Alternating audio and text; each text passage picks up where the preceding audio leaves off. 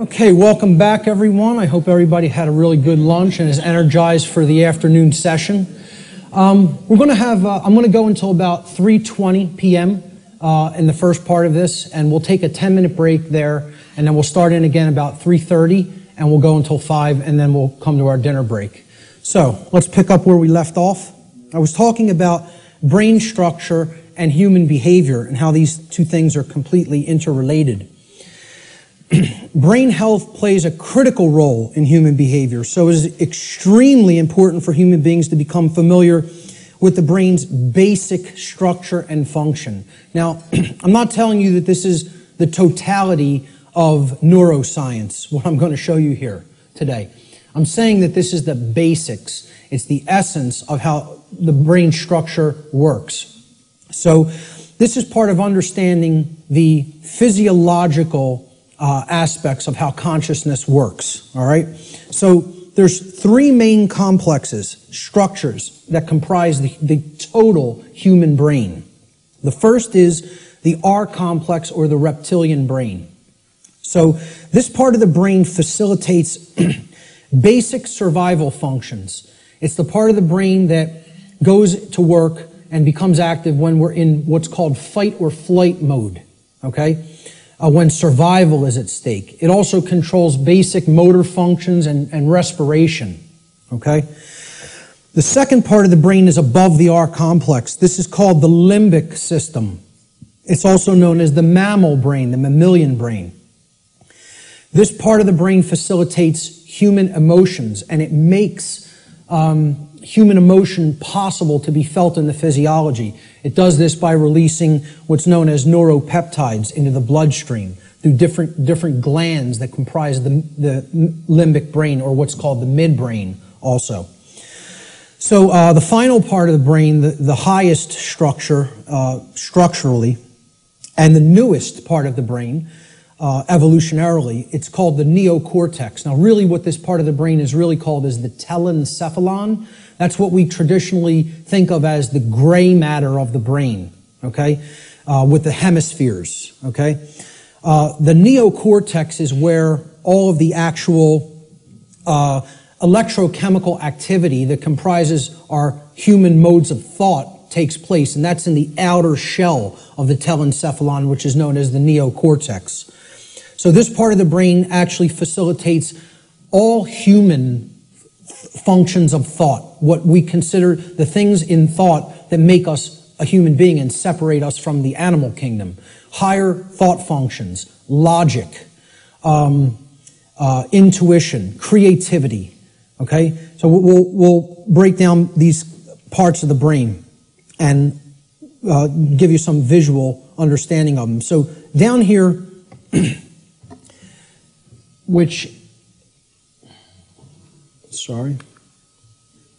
down here is the reptilian brain. It's comprised of the brain stem right here, and this part of the brain is called the cerebellum, okay? These two components together essentially comprise the R complex. So again, the R complex is the lowest consciousness part of the brain. We don't do any thinking with this part of the brain. It's the reactive part of the brain. It reacts to stimulus. It's the stimulus response mechanism. Now, up here, in this middle part of the brain, these are all the different glands, like the hypothalamus, the thalamus, the pituitary and pineal glands, etc., that comprise the midbrain or the limbic system. All human emotions are facilitated, are made possible by this part of the brain, okay? So, this part of the brain, if it wasn't working properly, you would not be able to experience a normal range of human emotions. This is part of what psychopathy is. Psychopaths, this part of the brain is not functioning properly, whether it be from a birth disorder or whether it be from conditions over one's life that if someone has stayed in chronically has numbed out this part of the brain and it is not functioning properly anymore, so the person's not actually experiencing a normal range of emotions.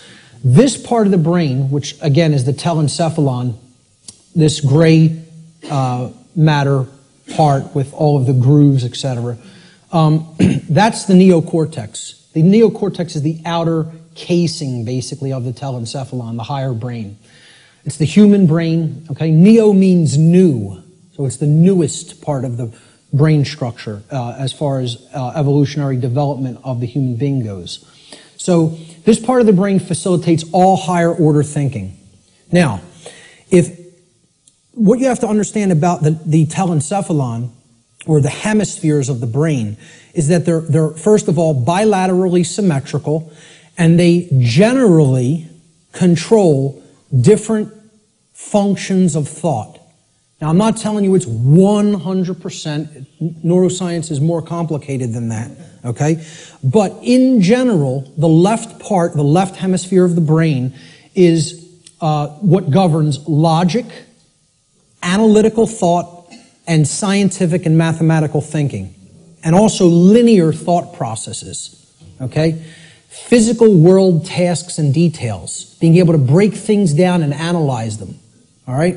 So this is taking things apart, breaking them down into smaller components, and analyzing the pieces. That's what the left brain does. You could look at it as a series processor, okay? It has to go into this part first, then here, and then we could spit out the output. A linear process, like a series processor, okay?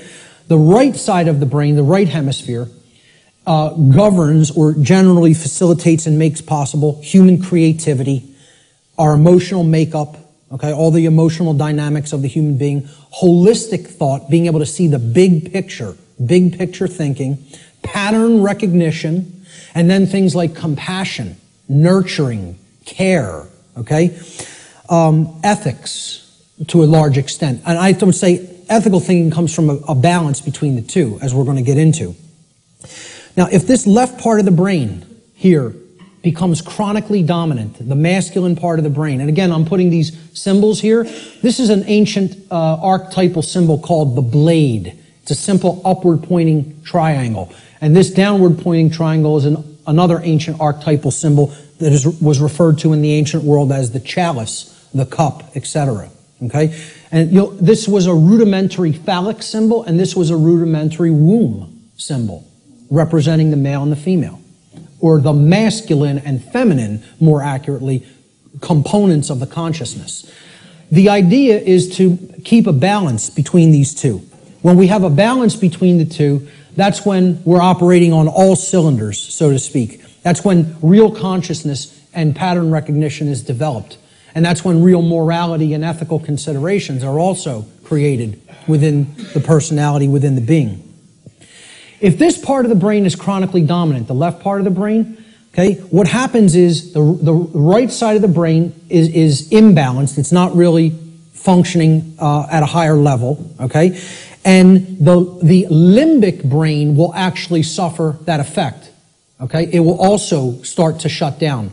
So you will have a lot of left brain patterns going on and a lot of left brain processing going on.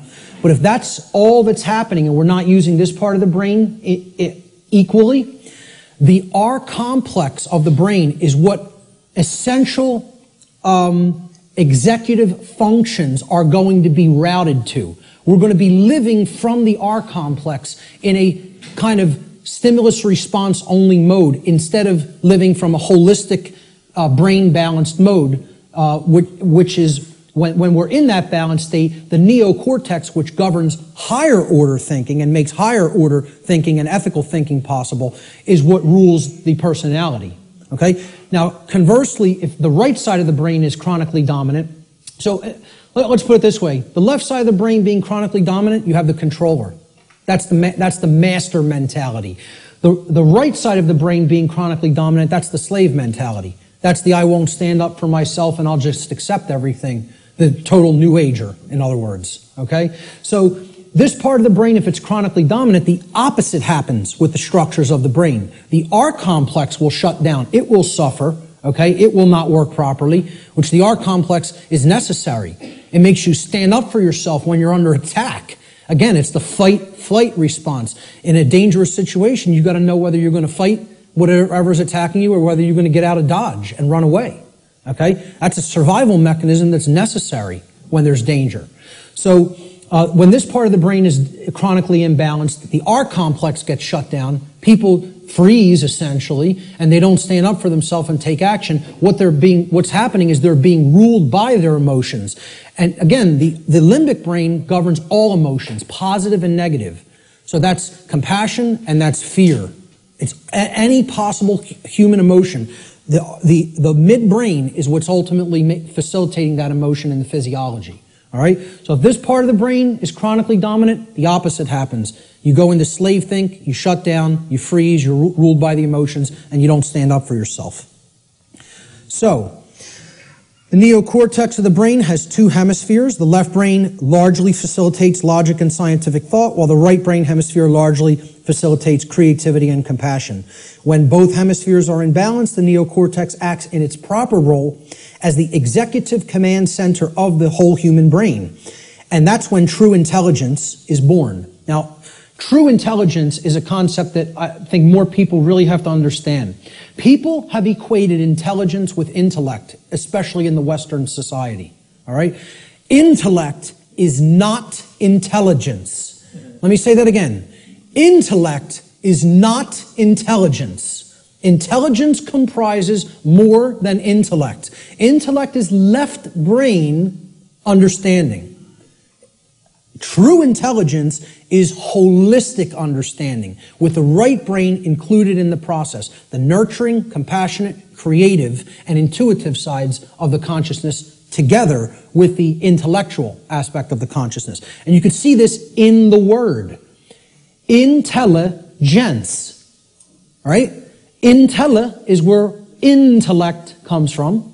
Okay? And gens, G-E-N-C-E, comes from the Latin verb generare.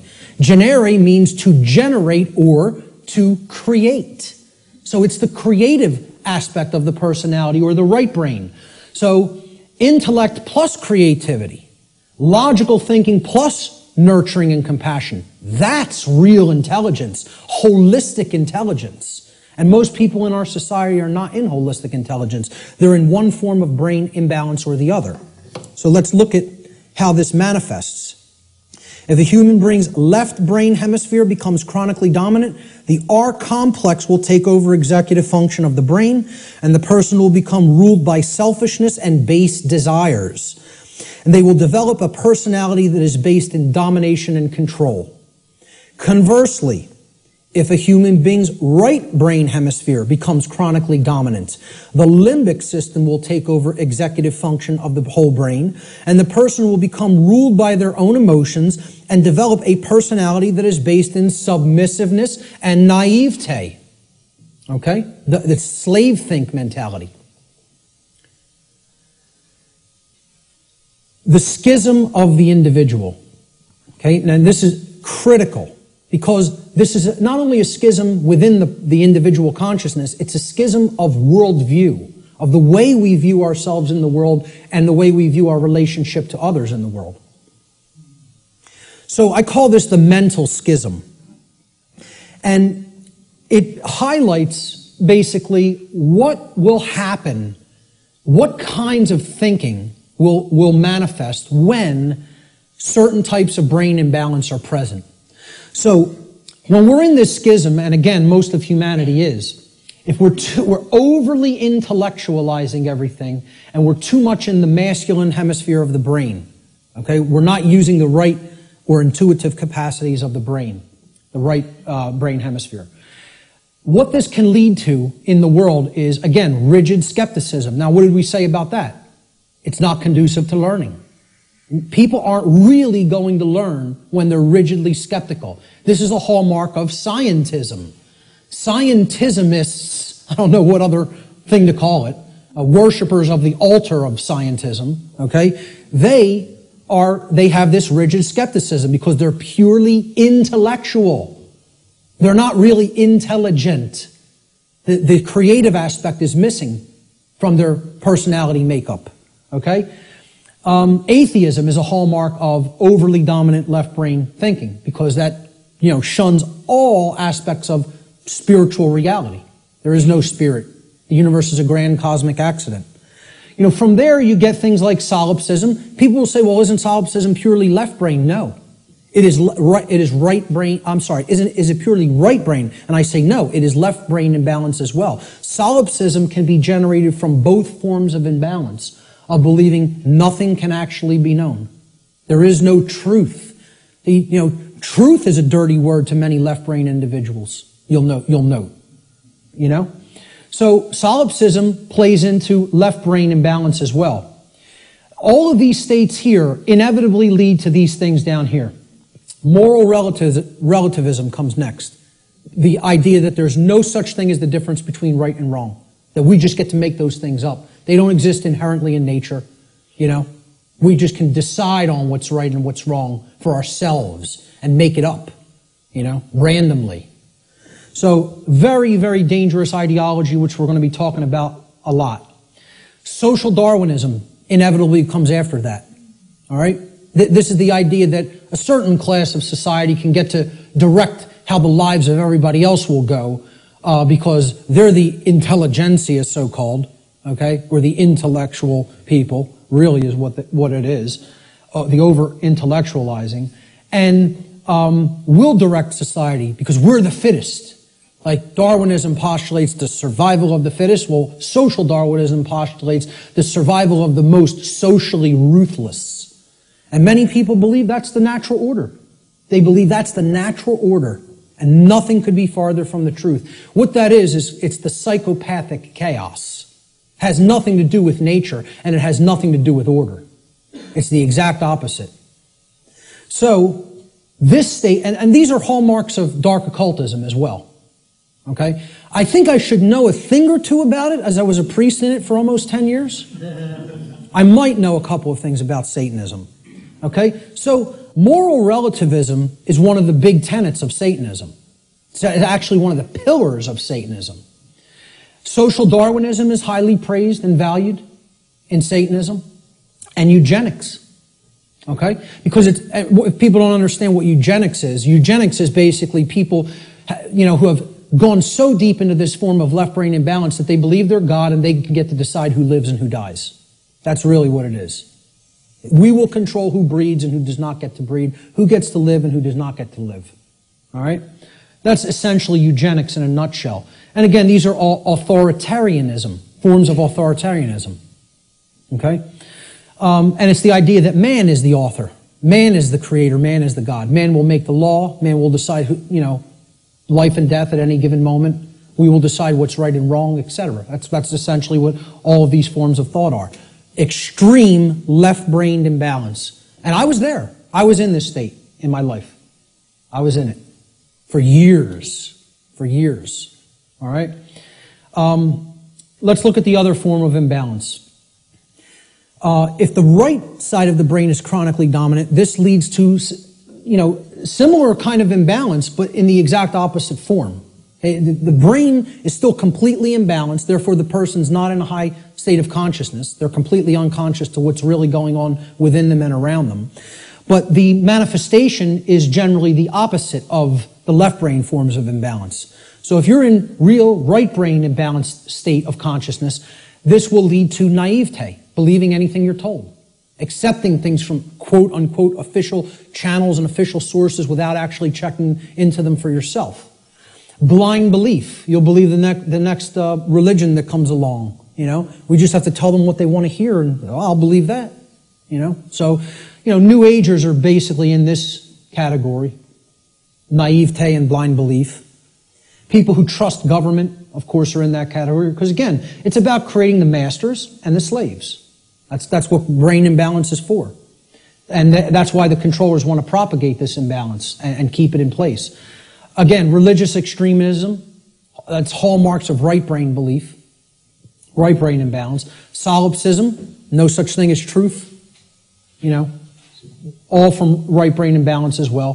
Feelings of unworthiness, self-loathing, accepting orders from other people, being an order follower. We're going to have a whole section on order followers later, and how this is the exact opposite of anything virtuous. For people that believe order following is some kind of a virtue, I don't know what to tell you, but it's the thing that leads to all evil in the world, is accepting somebody's orders and not actually gauging for yourself whether the activity the behavior is moral or not.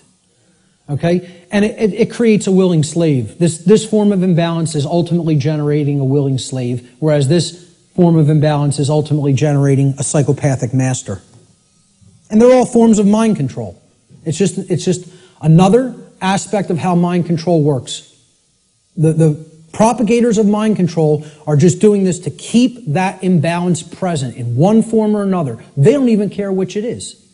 As long as they have some that are imbalanced toward one direction and some imbalanced toward the other direction, that's how the dynamic plays off against itself. And you have a world that is continued to be kept under lockdown. So let's look at the worldview schism that goes hand in hand with the brain schism or the mental schism. Again, worldview is exactly what it says. How do you view the world? How do you view yourself in it? How do you view others in it? Well, when there's chronic left brain dominance, the worldview that emerges is one of randomness. And again, this is a hallmark of scientism. The world is this grand cosmic accident. All right? The whole universe is a grand accident. There's no purpose. Right? There's no creator. Everything just magically manifested on its own for no reason from a single singularity, a single point in space-time for no reason. You give me that one, and I'll tell you everything else that happened after that. But you got to give me that one, you know? And I have some bridges to sell you, you know? So, you know, there's no underlying intelligence in nature. Nature is dead. That's what this worldview is about. Nature is dead. It's a dead thing. It's a mechanized machine that is there for no reason. Okay? There's no such thing as the spirit at all. No such thing as spiritual dimension. No such thing as natural law, certainly. Because for one to accept natural law, well, where does it come from? You know, I ask people like whether they accept that natural law exists or that, you know, there's actual objective truth and morality, and like 2/3 of people don't accept it. They don't believe that it exists. They don't think there is objective reality and objective truth and objective morality. You know, they think it's all relative and we get to make it up.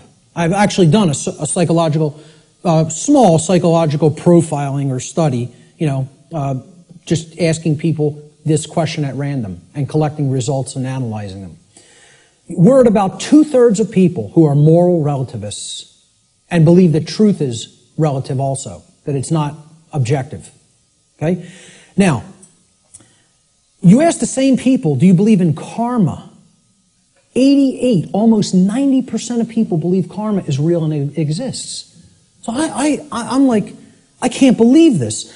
You're going to tell me that there's no such thing as a real difference between right and wrong. They're constructs in the human mind is what they think. Right? And simultaneously holding in their mind the idea that karma exists. Well, I asked them the question, what put karma in place then? You believe it exists. What force created it? What made it? What put it in place? And they have no answer for that. You know, they intuitively believe karma exists, but can't answer where did it come from. Because that would involve a creator. And somebody in left brain imbalance can't acknowledge that. You know? So, to a left brain imbalanced person, there's no such thing as spiritual or natural law. It doesn't exist. As a matter of fact, all of existence has no purpose other than to continue its existence. See, survival is the highest aspiration to a left brain imbalanced individual. Right and wrong have no bearing. There's no point in even discussing it. Okay? Because right's what's right for me if I'm super left brain imbalanced. Wrong is whatever affects me negatively. Okay? It doesn't matter what's actually moral. Okay? It's all subjective to a left brain imbalanced individual. And to them, nothing has any purpose. Since it's all a grand cosmic accident, how could there be a purpose for existence? Without a creator, who's going to create the purpose for it? You know? So it has no purpose other than to continue surviving. And again, that's right there is proof. They're in the R complex. They're in the base brain. Survival is the highest goal. Survival is the only aspiration. Now, in Satanism, it's about as left brain imbalanced as it gets, folks. You know what their number one law is? Survival. Survival is the highest law. Okay, and we hear about this in Darwinism too. The ultimate purpose of the being is to continue to survive. I would highly debate that. I would highly disagree with that. There are laws higher than survival. Okay? But in Satanism, they simply refer to it as self-preservation. And that means preservation of systems of belief as well. Systems that are serving the self, the egoic self. They must continue to survive. Self-preservation as the highest law. That's the number one tenet of Satanism. And it doesn't matter who you need to step on to do it. Who you need to step on to get one up on somebody else. This is extreme left-brain imbalance worldview. All of these characteristics in the randomness worldview are hallmarks of scientism, atheism, totalitarianism, and dark occultism. You could add to that list. You know, whether you refer to it as Satanism, dark Luciferianism, it doesn't make a difference. It's the hallmarks of the dark occult. On the other side, on the right brain imbalanced side of the worldview, there's another worldview called determinism. Okay, determinism is based in right brain imbalance and is defined by, in general, helplessness, religiosity, and the dismissal of free will. This worldview will eventually lead to a society of blind order followers and willing slaves who accept their conditions as their lot in life. So, hallmarks of deterministic worldview. God controls every event in creation. Nothing happens at random. There is no free will. So you can never throw anything a curveball through free will. Every event is preordained. Okay? And religionists believe in this. See, I like to say, my presentation is going to piss everybody off. And that's what it should do. Because if you're in one of these forms of belief systems, it represents one form of imbalance or another. So people who believe in government and science are in that left brain imbalance. They're going to get pissed off that I'm talking about that form of imbalance. And then the people who are in religion and the New Age movement, they're in that right form of imbalance, so they're going to get pissed off at that. Good. Let them all be pissed off. The truth will piss you off, and then it will set you free if you accept it. So, you know, all occurrences are preordained. Free will is an illusion. Now, you know who just said this in his latest book? Stephen Hawking, who you would think is the most left-brain person that you could think worships at the altar of scientism, believes the universe is a grand accident, okay, and a mechanized machine, okay? It's like this comes full circle. It feeds off of each other like a feedback loop, these forms of imbalance. He went so far through left brain imbalance, he's so in the left brain, that he actually developed the hallmark of right brain imbalance, which is that there's no such thing as free will. No such thing. Since it's all a mechanized machine and there's no consciousness, there can actually be no choice. We are actually robots controlled by matter. Hawking believes this. He actually wrote this in his book. He said free will is as dead as God. Okay? And millions of people buy this moron's books, and I'll call him a moron right to his face. There's not a drop of intelligence in that man, and people think he's one of the most intelligent people in the world. You might be one of the most overly intellectual people in the world, but you have no wisdom at all. Zero, if that's how you think. And again, put him in front of me and I'll tell it to him to his face. Okay? Because these people actually believe he's smart. That person isn't smart. He's dumb. He's intellectual, but that doesn't make you intelligent. Okay? He has no part of the big picture. None. Just because you can theorize something and visualize it and calculate it mathematically does not make you an intelligent person. That means you're great at using the intellect. You're great at mathematics. You're great at linear and logical thinking. That does not make you wise. All right? So, you know, this to continue with the right-brained imbalanced worldview, since God controls everything in creation, nothing is possible to change. Human beings are powerless to create change. Everything is being made to be this way by God. This is what religionists and right-brain imbalanced people think. So, therefore, why take any action? Action is ultimately meaningless. A big hallmark of the New Age community, because it's a religion. You know, the Course in Miracles. Oh, we just need to accept everything the way that it is, right, folks? It doesn't make a difference if evil is running amok in our midst. No, accept it all. Don't try to change a damn thing. Take no action, just observe. And see how far deeper that gets you into bondage. Because that's the best way to get real deeper into chains. Okay? So these are all hallmarks of religious extremism and what I call simply slave think. Because that's what it is. Let's not euphemize anything. Let's call them what it really is. This is master think, that's slave think. And if you want a world that continues to propagate slavery, you'll stay in one of those forms of brain imbalance. And this right brain imbalance, in addition to religious extremism and slave think, is the hallmark of the New Age movement and their followers, their religious followers. Now, there's a balance that is struck between these. Okay? And that's what everything really is ultimately about, creating a balance. Because there are components to these two worldviews that if they come together, it shows us what the truth is. And here it is right in the middle here. There is a deterministic component to reality.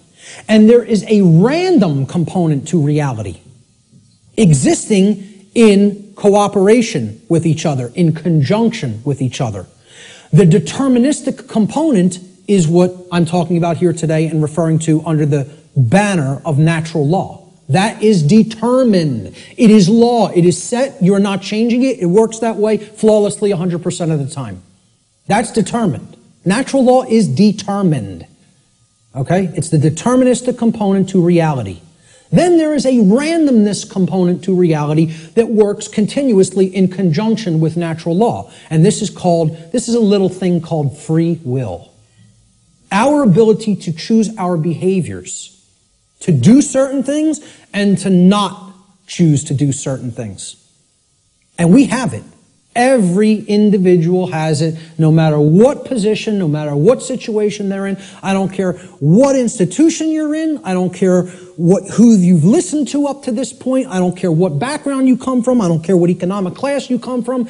Every single solitary being that is capable of thinking at all is gifted with free will. You have free will to choose your behaviors, and so does every other human being. Everyone. Okay? It's a gift of creation itself. Okay, we can choose what we will do and not do. Nobody can actually make anybody do something like a robot. Oh, believe me, there's people who are trying. You know? Like Art talked about, Jose Delgado. Was searching for means to electronically, directly control through chip implants and stimulus through chip implants in the brain, human behavior. Like a robot. To put a technology into the brain to control the behavior of the individual. And that went on right here. This is where that took place, folks. Right on Yale's campus. Okay? Read some of his stuff. You want to be disturbed? You think what I'm telling you is somewhat disturbing. Read some of Delgado's material. He was telling people, we're going to show you that free will doesn't exist. We're going to show you there's no such thing as rights. That we make up what rights are. The ruling class makes up what a right and a wrong is. We tell you what it is, and you have no choice. And he's telling you, we're going to show you you have no rights. That you're our slaves. Yeah, read some of his material. And an excellent book Art recommended too. Jim Keith, Mass Control, The Engineering of Human Consciousness. If you haven't read that book, get it and read it. And that's just an introduction. And many people think he was murdered over it. You know, so truth lies in the middle of these worldviews. There's a deterministic component called natural law. There's a random component called free will, our ability to choose our behavior freely. So let's look at this debate that's been going on since time immemorial of human nature versus human nurture. And again, I'm getting ready to piss everybody off, okay? This debate's been going on forever. Which is it? What's human nature really look like? What's its essence? Is it angelic or demonic? Okay? I would say it's neither. It's neither one of these things. It's not both. It's neither. So nobody wins here, you know, who falls on one side or the other. And it's a very difficult thing for people to accept as well. Because when we ask the question, what is the nature of a human being? It's a very similar question to asking, what is the nature of this computer up on this platform? What is the nature of that projector? What is the nature of those cameras? Well, can I actually say what the nature of these things is? It's a computer. Its nature is to compute information. What is the nature of that projector? Is it good? Is it bad? Is it angelic? Is it demonic? Is that projector demonic? No. Its nature is that it projects imagery. What is the nature of these cameras? They capture imagery. That's all. So what's the nature of a human being? The nature of a human being is that it takes in information, it processes it, and then it outputs it through behavior.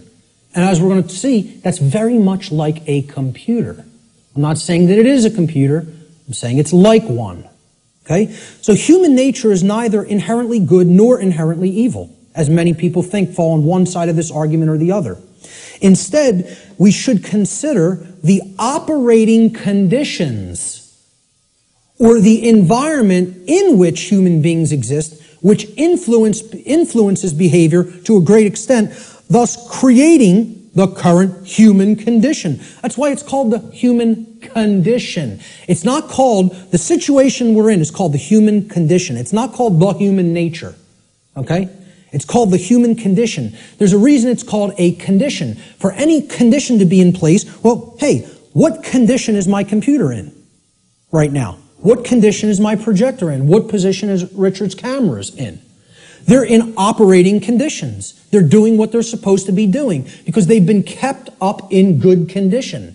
Okay? In the example of my computer, it has a working operating system without malware on it. Okay? It has software that does the job, that does what I'm asking it to do properly without bugs. Okay? Those are the conditions. The operating conditions will determine how does it perform? What kind of output can it put out into the world? All right? So, again, what I'm saying here is that human beings are like computers. Not that they are computers. Let me just state that emphatically. We're not computers. We're like computers. Okay? We are programmable. That's the nature of a human being. How many people have ever heard anybody say that the nature of a human being is that a human being is programmable? To my knowledge, I'm the only person or researcher that is calling that human nature. Our nature is that we can be programmed. And there's another thing. That's another thing people don't want to hear. They don't want to hear this because they liken it to a mechanized machine. And I'm not saying, again, to emphasize, I'm not saying we are computers. I'm saying we're like them in the ways that we can be programmed. So what gets put into a person through the environment, which is called the culture, all right, and becomes their programming, determines what they will output onto the screen, which is called human life. And that will create the human condition in the aggregate as more and more people operate that way. All right, so let's look at how this works. Human beings are programmable much like computers. Like a computer, if a human being has a bad file system format, that's the first thing you do when you're going to get ready to use a computer. You have to format the drive. How many people here are somewhat techie? Not many. Okay, about a quarter to a third. All right. So some people will know what I'm talking about here. For the others, excuse the jargon for a moment. All right, I'll explain what it is. A file system format is you got to format the hard drive so you can prepare it for a specific operating system, which is basically the task controllers. It's going to control what happens on the computer, how programs get launched, how memory is used, etc. in a nutshell. All right, I do this for a living, so I know all the technical stuff. So I'll try to keep it simple. So, if the human being has a bad file system format, right? This is akin to the operating conditions during a child's formative years, the first 6 years of their life, essentially. Now, think about it. We call this their formative years. Their formative years. like a format on a hard drive, because this is what puts the file system into the human being, that prepares it for its operating system. Okay? So, largely, what programs the child at this stage is the parents, and what they will see in their immediate environment and home and during their very early years in, quote, schooling. All right? Now, if, like a computer, if a human being also has a bad operating system. Now, this is like Mac OS, Windows, Linux, etc. Android, iOS. These are operating systems. Again, they are basically providing a platform that other programs will run in. And they're providing a graphical user interface. This is your culture. The operating system is the culture in which the programs run. Okay? So, let's say if you have a bad operating system, meaning you're already surrounded in a bad environment, in a bad culture, right? That's also going to negatively impact the output. And then they have bad software programs. Now, these are the programs that you run. Now, if I didn't have a good presentation piece of software, my presentation might come out sloppy. It might crash in the middle of it. It might not display the graphics or the text properly. Okay? So you got to make sure you're working with good, reliable software as well. Now, what the software is the belief systems. What the person has taken into the mind and is processed and made part of themselves. And now, if all of those things are bad, we have three bad components. The format is bad, the file system format, which is the formative years of the child. Okay? The culture is bad, meaning they're already growing up in a bad culture or in a culture that condones moral relativism, etc., and doesn't understand natural law. And the software programs that have been input into the child are bad, meaning their belief systems, okay? What do you think the output of that, quote, computer is going to be like? Is it going to be good?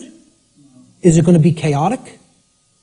If I screw up my system's hard drive format, if I put an operating system that is like at alpha state and it's not ready for prime time because the development's not finished, it's half-baked, okay? And then I load crappy software that's full of bugs and the developers didn't really care about programming them correctly.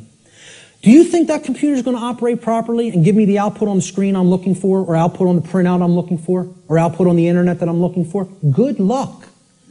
If you know a little bit about computers, you're laughing now because it would be ridiculous to assume that it could do that. Well, why do we think that we're going to have that in our environment when all of these things are badly programmed? See, the output onto the screen is also going to be horrible if all those three things, that determine how the system works are also bad. So it will contribute to deteriorating conditions on a mass scale. Like a computer, the behavior of a human being largely depends upon its programming. And its programming is the quality of the information that is being input into it. The quality of the information it's taking in. The quality of the information it's taking in is going to determine the quality of the information it's outputting, like any other computer. So if garbage goes in, surprise, garbage is going to come out. If good information goes in, quality will come out. And the output will be as one wants it to be. It will be able to process and create efficiently, effectively, not chaotically. Here's a very simple diagram. Again, if people understand it, they really get how natural law functions. And again, it's very unpopular. People don't want to look at what the bottom base foundation or platform of this structure is. Because once again, this idea that knowledge is what's required makes many people upset because they want to believe they're going to achieve these things they say they want without doing the work to acquire that knowledge and therefore understand the requirements for obtaining those conditions. So we start with available information. And when people look at what I'm going to describe here, they will recognize it as something. And I'll hold what that is for a moment. Available information is what you're starting with. This constitutes potential knowledge. And it can become knowledge if it's taken in, if it's amassed, if it's aggregated. Okay? It can be gathered, it can be processed, it can be understood, and then it can be acted upon. You could call this the grammar stage of this three-part process I'm going to explain. Okay? You could also refer to this as the input stage. If we're looking at it in a computer model, this is the stage of inputting information or programming something. Okay? Now the next step that's built upon this is once you've taken information in, necessary information, you then come to a position of understanding it. You know what it means, you recognize the patterns. All right? So this is the second step in this process. Now, your understanding or lack of understanding, okay? Now, in the first stage, your knowledge or lack of knowledge is going to lead to understanding or lack of understanding. If you have understanding present, your decision-making processes are going to be in harmony with what you say you want. Okay? You're going to understand, if here's what I want, this is what's necessary to get that, to make that happen, to manifest it. That's understanding. It's a decision-making process that happens within the mind. These processes take place in the human mind and are chosen by each individual based upon available information. So again, you can see if information is held back, if it is occulted, or even if it's just people are dissuaded from taking it in because people will say, no, there's nothing there, there's nothing to it, right? You could see how they'll never get to this step. They'll never understand. They'll never get to the second level of creating our reality. All right? Effectively, efficiently. The third stage to this process is what you do with what you have come to understand, to know and understand. So this is the action stage. Okay? Each individual's behavior, the behaviors that they choose through their own free will, is based upon the quality of their decision-making processes that are happening within the human mind. Okay? That process, as we've already seen, is in return based upon the quality of available information. So this is behavior. See, people don't think of wisdom as behavior. They don't think of wisdom as action. They think of it as something that you just know. No, wrong. Wisdom is not knowledge or understanding. Wisdom is action. Let me say this again. Wisdom is action. It is knowledge and understanding that has been applied. Application. That's the program that you're going to run on the computer that you've put an operating system on and formatted properly. The application is the action. When you're working in a computer doing things, you're working in an application. You're not building the things you're building with the operating system. The operating system is what's supporting the program that allows you to be creative. Okay? And in return, the file format supports the operating system. So, we start with available knowledge. That can be converted in available information, which can be converted into knowledge, which can then, through decision-making processes and filtering of that information to eliminate inconsistencies, can lead to an understanding. In continuation, the understanding can then lead through our free will decision-making processes to be converted into behavior, into action in the world. That, when it's done properly, it's wisdom. When it's done with morality and ethics in mind, it's wisdom. When it's done without that, it's folly. Okay? And it leads to more and more chaos. So, based upon these three processes, something is generated. Something is created in the physical manifestation, physically manifested reality, the real world, so to speak. So, the manifested reality is based upon the aggregate behavior. Aggregate behavior. No one person is creating the reality we are experiencing. Okay? It's another fallacy of the New Age movement and thinking. In the aggregate, we are creating our shared reality. All the behaviors put together creates the output on the screen, the generated result. Is it orderly? Is it chaotic? Well, that's going to be based upon whether someone took in the information, processed it efficiently to come to an understanding, and then acted upon it. The manifested reality is the quality of the condition which manifests in any given society based upon the aggregate quality of human behavior within that society. This is how our reality is actually created. The conditions that we experience as the daily events of our life. It's a simple 3-stage process that leads to a result. And for many people here, you will recognize, if you've looked into this discovery process and this creative process, is known as the trivium. This is what the trivium is. Okay? In the ancient traditions, this is what the trivium was labeled. It was labeled knowledge, understanding, and wisdom. In the later aspects, when they passed out of mystery school tradition hands and went into some other think tank and society hands, the knowledge of the trivium was termed grammar, logic, and rhetoric. Grammar being the knowledge stage of aggregating available information, logic being the understanding stage of making using processes to analyze and filter said information and come to an understanding of it.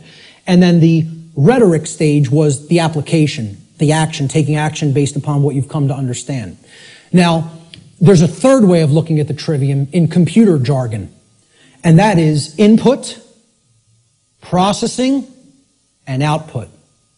And then you get the result on the screen, which is called life. All right? Any way you want to look at the trivium, I don't care. But understand it, know how it works. Okay? Because this is why a big part of why we're in the situation that we're in is that the trivium methodology of truth discovery has been completely obliterated from public consciousness. Completely obliterated. And I ask people how many people have even ever heard the word trivium. Raise your hand if you've heard the word. So a good portion of the people here have.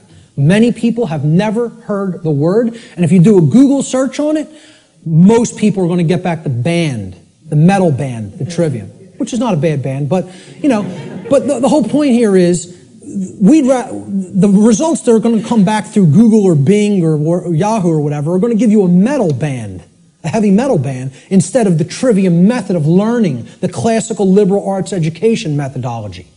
Because they want to try to sanitize that as much from human consumption as possible. They don't even want you to understand how that works at all. And that's why it's been removed from public schooling. And that's why, as long as this society stays the way it is, it will never be put back into public schooling. You know, I tell people a little anecdote. When I was in high school, and thank God I went to the high school I did because they really hammered Latin and Greek into you. You were going to know your Latin and Greek when you came out of my high school. Okay? For whatever other indoctrination they put into you, that's a different story. But I'll tell you what, you came out of there knowing your ancient languages. You know, it was still part of the curriculum when I was in high school. And, you know, again, I think I came out better out of there because of simply the linguistics knowledge that I gained from it. And we read Gaius Julius Caesar's war journals in their original Latin and translated them. And in one of them, he's absolutely lambasting one of his centurions. Okay, they're on a campaign in Gaul, which is France now. And Caesar is, you know, making his rounds of his troops, and they're getting ready to, you know, push deeper into Gaul. And he finds, you know, when they would have their encampments, they would have a lot of, you know, slaves of the Roman Empire that they would take with them on their campaigns that would do a lot of the lifting of the equipment and the carrying of the equipment for the centurions to do battle in the next battlefield location. And the slaves would have to do all that manual labor. And Caesar says to one of his centurions, he's passing by their encampment, and he sees one of the actual centurion leaders teaching one of the slaves the trivium method. And he flips out on him in this journal. He says, I caught one of my centurions, you know, teaching the trivium, and freaks out on him. How dare you teach a slave our method of learning? Soon they won't want to be a slave anymore. There'd be an uprising if they knew what we knew, if they knew our truth discovery methodology. He said, I forget how it really ended, but I think how it ended was, he told this centurion, if I ever catch you doing this again, I will personally cast you into the wilderness of Gaul and let the Gaulians deal with you. Who knew that the Roman Empire was trying to conquer their people at that point, which is basically saying it would be a death sentence, but I won't even carry it out. I'll let our enemy carry it out on you. That's how much he didn't want their slaves to understand their methodology for learning. And that's the trivium. And that's why most people have never heard the word. So you got to look into it and understand how it works. That's all I can say about it. It is how we build our reality, either efficiently or destructively. So let's look at some of the principles of natural law. Now, in my extended seminar, which goes over a 6-week class of lessons, I get into these principles deeply in an extended form. We're not going to do that today because time doesn't allow. I'm going to briefly touch on each one. Okay? The word principles, let's define it. Principle comes from the Latin noun principia. Principia means first, foremost, leading, chief, or most necessary.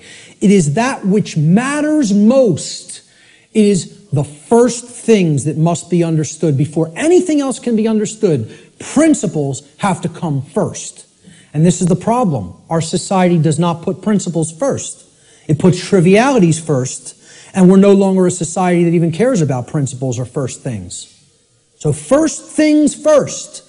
First things or principles have to come first. So let's look at what the principles that underlie natural law. These are the things that are most important. That's what principles should mean to people. If we ask people to define what a principle is, the first thing they should say, that's the most important thing. The most important thing in my life. Now, when in the natural law seminar, we did a homework assignment, we asked people what the most important thing was to them.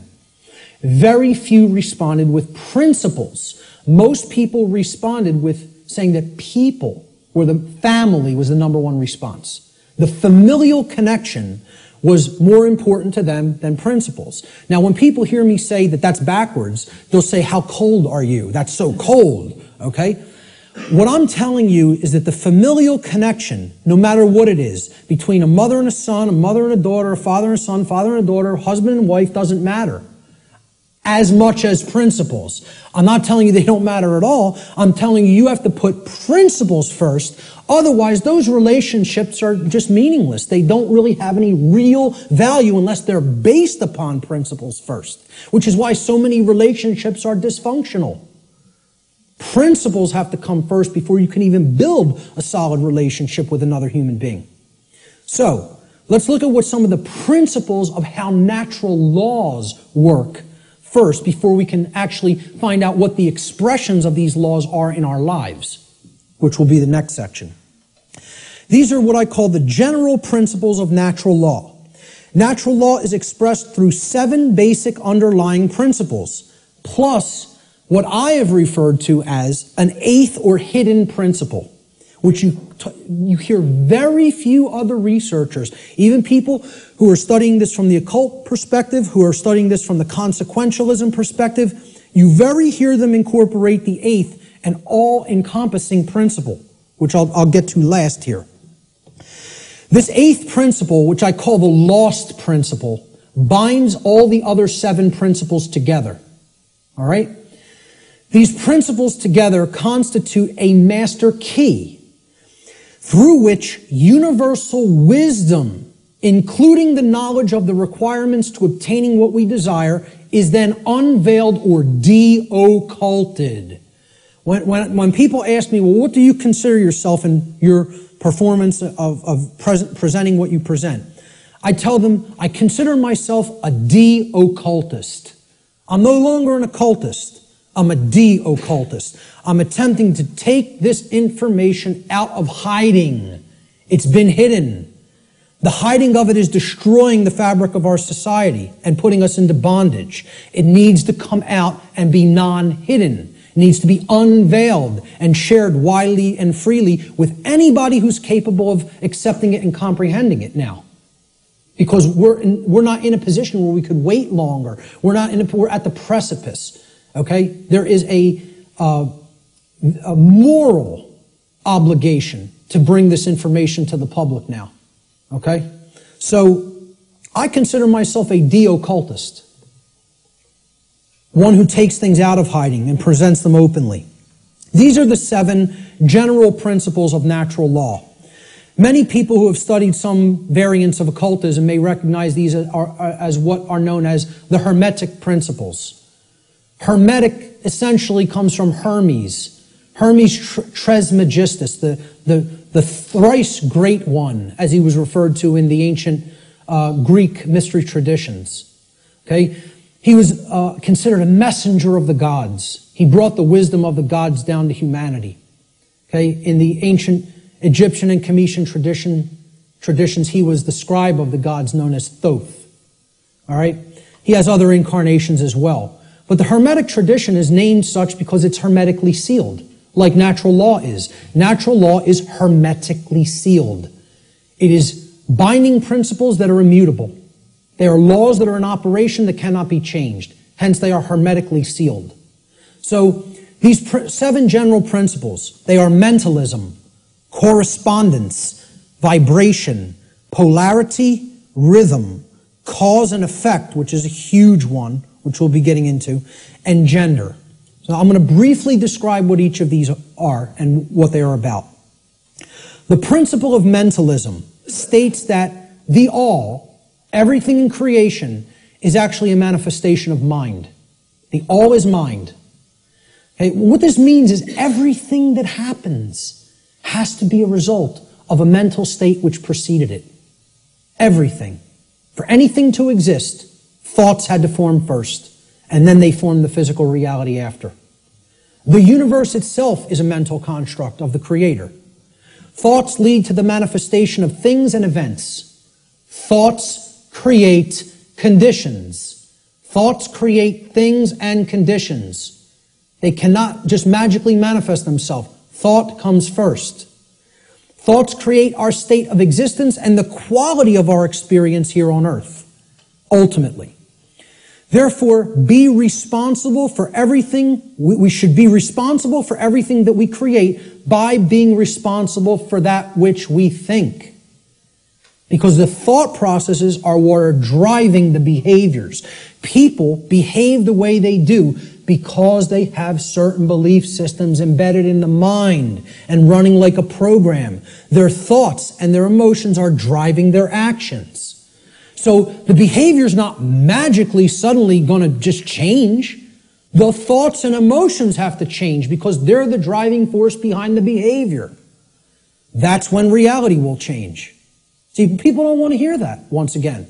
They don't want to hear, if you want to change reality, you, yourself, have to change the way you think. Because the way you think is not conducive to the requirements for getting what you say you want.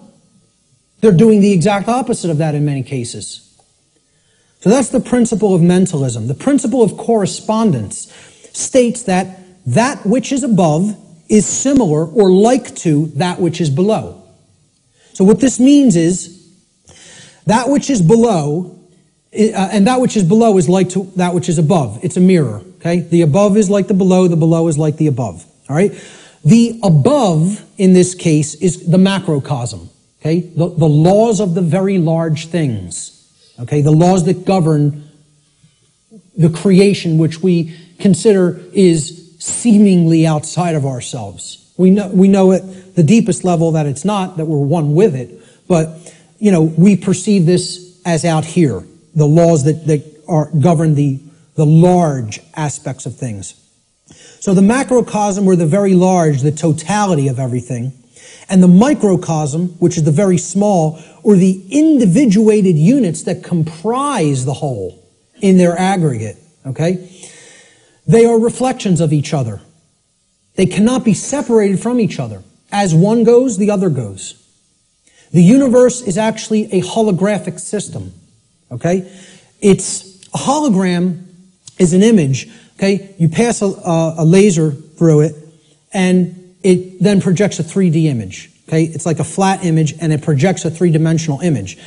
But aspect, why they call it a holo, like holistic, hologram, holistic image, is if you break a hologram into multiple components by cutting it. So if I take a hologram and I cut it in 4 pieces, you don't have a quarter of the image on one part of the hologram and a quarter on the other and a quarter on the third and a quarter on the fourth. You have 4 whole images that only lose their resolution by a quarter. Okay? So everything is contained in all the smaller parts. Okay? That's like the reality that we're living in. Our universe is a holographic one. So the universe is inside the individual. And the entire universe is like an individual. They're reflections of each other. To know the workings of the individual will help lead us to an understanding of the macrocosmic laws.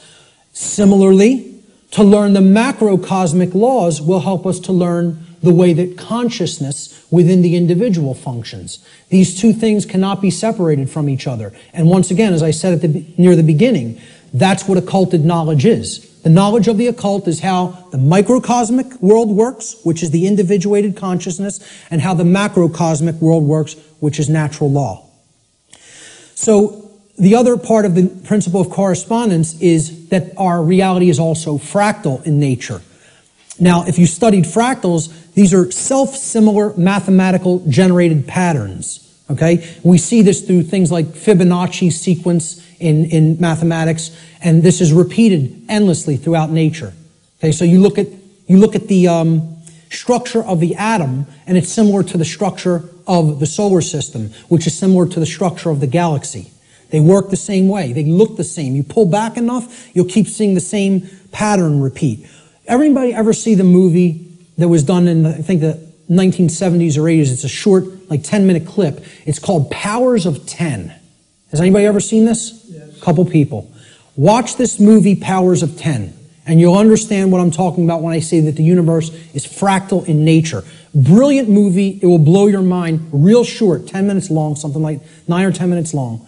They basically zoom up into the cosmos to show you how everything is self-similar. Then they zoom down into the cells of a human being and in the atoms that comprise the hand and cells of the hand, and show you how everything is similar there. All the way down to the atomic level, okay, and the subatomic level. So, the universe is both holographic, meaning that the whole is contained in the parts, and vice versa, and it is fractal, or self-similar, across all scales of its existence. That's the principle of correspondence. The principle of vibration simply states that there is no such thing as rest, as dead or non-motion, okay? Death, in that sense, is an illusion, because true death would be the cessation of all motion and energy. There is no such thing. It doesn't exist. You cannot go anywhere in creation where something is at complete rest. Okay? And I joke around about this. Barb tells me funny stories when she comes home from work, and she's trying to, enlighten some of the other RNs that she works with. And she was trying to explain to one of the other nurses, that desk has atoms in it, and they're not at rest. They're like in crazy, chaotic motion, especially the, electron clouds of the atom. And if you look at it at a deep enough level, you would see it's like, chaos going on, and it's all kinds of motion happening, seemingly at random. And the other nurse goes, Barb, you're so crazy. What I say to that is, how could you have made it to nursing school and not ever have even considered the concept of the atom? Right. And it's amazing. She actually thinks the perceived stillness is actual stillness, and didn't comprehend. If you zoom into that with a powerful enough microscope, you're going to see all kinds of motion, and nothing's at rest. And she thought Barb was the weird one for trying to explain that to her. Okay, so there is no such thing as true rest. It doesn't exist. If something's in existence, it's in motion.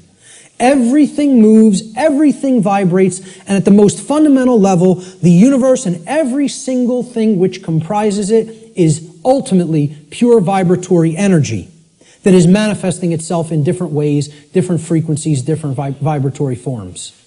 The universe has no true solidity as such, as we imagine solidity at the macrocosmic level. Matter is merely energy in a state of vibration. And what this is, if we truly understand this, and many sciences are now finally really understanding this and trying to propagate this knowledge out into the public, we will come to the understanding that this is a spiritual construct for experience to be gained, to have an experience and learn and grow in consciousness. That's what the purpose of this whole thing is for, you know? So, nothing is truly solid, you know? It's again, like we say, we are spirit having a human experience. The whole universe is spiritual, having a experience in solidity. All right? That's how you have to look at the principle of vibration. The principle of polarity states that everything has a dual nature to it. There are polarities in everything that exists. Okay? Everything has poles. Everything has its pair of opposites. However, opposites, they are identical in nature, but they're different in degree. So let me give you an example of what that means. Are hot and cold really opposites? Or can we simply look at them as the presence of heat energy or the absence of heat energy? Meaning that they're the same thing, energy. And whether it's concentrated in a specific area, which would make it hot, or whether it's absent from a specific area, which would make it cold. Okay? That's what hot and cold are at the fundamental level. At our level of perception, they're opposites, but at the fundamental level, they're the same thing, energy or lack thereof. Just like those three stages of the trivium. Are knowledge and ignorance the same thing? Yeah, actually they are. Because truth is always present. It's a matter of whether it's taken in and processed, or whether it's refused to be taken in and it's not processed. Okay? So it's just like that. They're identical in their natures, but they're different in their degree. Okay? Extremes can meet and blend and, play with each other, like as depicted in the yin-yang symbol, masculine and feminine. They need to be blended. And at some level of reality, everything that is seemingly contradictory may be reconciled. Now again, I stress the term at some level. At the unified field level, everything is consciousness, pure consciousness. However, at this level, there are differences in consciousness. At this level, there are things that are taking place that we need to understand. At this level, there are things that we need to set right and rectify, because it does matter. It does matter. Okay? So, again, be careful with some of the New Age-isms that get put out there. Yes, can all paradoxes be reconciled? At some level. In this realm, we need to have our feet on the ground in the physical domain. This is the concept in the Hermetic tradition, which is where a lot of this understanding derived from. Out of ancient Egypt, what was known as Kem, the land called Kem. It was what the actual Cometians referred to it as. The word Egypt is a bastardization of the capital, the Greek pronunciation of the capital city of Kem, which was Memphis at one point. And that city was referred to as Hygeptos in Greek. And that became Egypt in English. But the original name for Egypt was Kem. That's simply called black or dark in their language. It was the black land. And we get the word alchemy, which means, again, from. Okay? It means from the black land. Al-Kemet, which is where alchemy comes from. And that means out of darkness, this knowledge will come and bring light. Because a lot of these mystery tradition teachings do come from Kem. And also the people who took it from Kem and started to propagate it in other areas were the Greeks in the Greek mystery traditions. And again, there was light sides and dark sides to all these mystery traditions. Okay? There were some who used the knowledge wisely and tried to propagate it and tried to elevate human consciousness, and there were those who wanted to use it selfishly for their own benefit and to control others. So, my point was that in the Egyptian mystery tradition, I lost my train of thought there. I'm sorry. I was talking about all paradoxes may be reconciled at some level, and I brought up the mystery traditions. I can't remember why I went into that, so I'll just keep going. Let's look at the principle of rhythm. Everything flows out and in. Everything has its tides. All things rise and fall. Okay, so everything has a rhythm to it or a swing to it. There's tendencies that exist in energy. The pendulum swing manifests in everything that we undergo, everything that we perceive. The measure of the swing to the right is the measure of the swing to the left. It's just an opposite. It's perceived as an opposite. Rhythm will compensate. Now, how this should be understood when we are talking about natural law is many people will say, well, that's just the way the tendency is moving us. It's just the way the tide is taking us, right? But that's not really accurate. Okay? We can't look at these things as that the rhythms are set in stone and it has to be this way now. Right? One of the things that a lot of the Hermetic tradition taught regarding these laws, these principles, were they can be overcome by higher levels of consciousness. Okay? This one was one of them. Rhythm is a principle that is a tendency for something to swing a certain way. Let's liken it to genetics. You know, if you look at some newer biology, a lot of modern biologists are suggesting consciousness plays into whether a gene activates or not and expresses a certain condition. Well, this is the same way. There's something that can be done about the swing or the tide. Okay? Let's look at it as you have a boat. You want to row the boat out to sea, right? You have to get past the tide. You have to get past the breakers and the waves. And if that tide's really strong at high tide, it's going to be very much more difficult. You're going to have to expend more energy to get it out to sea. If, however, you were taking it when the current's moving out to sea, okay, there's a flow that's moving outward deeper into the ocean, and you start rowing that boat then, you're going to be able to do it much more easily. Okay, so if there's winds pushing along a plane, it's going to have to expend less energy. It's going to get there more quickly. Okay, because it's adding to the energy. If, however, you're flying against the wind, you got to expend a lot more energy. It's just a tendency. You can still get to where you want to go. You may just have to exert more effort. Right now, we're in a tendency of things are not flowing. Okay, it's an ebb. All right, and it's something that needs to really have more energy put into it if we're going to resist the tendency. It doesn't mean nothing can be done about it. It doesn't mean it can't be overcome. It means at the time we're living in, okay, we want to make this motion go in this direction, but its tendency is to move in this direction. So more will is required at this time to move the consciousness. At other times, the consciousness may be flowing in a positive direction, and it may take much less energy in order to move that consciousness forward. However, we're not living in that time. We are living at what many researchers have called the Kali Yuga, or the age of darkness and destruction. You know, this is the point that resists the flow in consciousness the most. And it's going to take an enormity of effort to break down these pre-existing belief systems that don't serve who we are. So that's the principle of rhythm.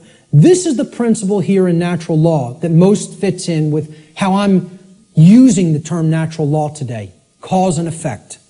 Many people, again in the New Age community, don't want to believe that there's causes and effects, and that effects are driven by causes that, you know, come first and then manifest conditions. So the principle of cause and effect simply states that every cause has its effect and every effect has its cause. Every single thing that occurs happens according to law. All right? Chance is a name for law, a law not recognized. There are many planes of causation, but nothing escapes the law. So again, is there free will? Yes, there is free will. But is there free will to ignore law without consequence? No, there is not. That's the limit of free will. Free will is operating within boundary conditions that I'm referring to as natural law. It's a series of laws, actually. Okay? Free will operates within these parameters or boundary conditions that cannot be exceeded or gone beyond without consequence. Oh yeah, you can break natural law. Yes, you can break it. But you cannot break it without consequence. You cannot break it without consequence. Negative consequence. And that's why this body of knowledge has in the past been referred to as consequentialism. It is the knowledge of how consequences are generated by our free will decision-making processes within the boundaries of natural law.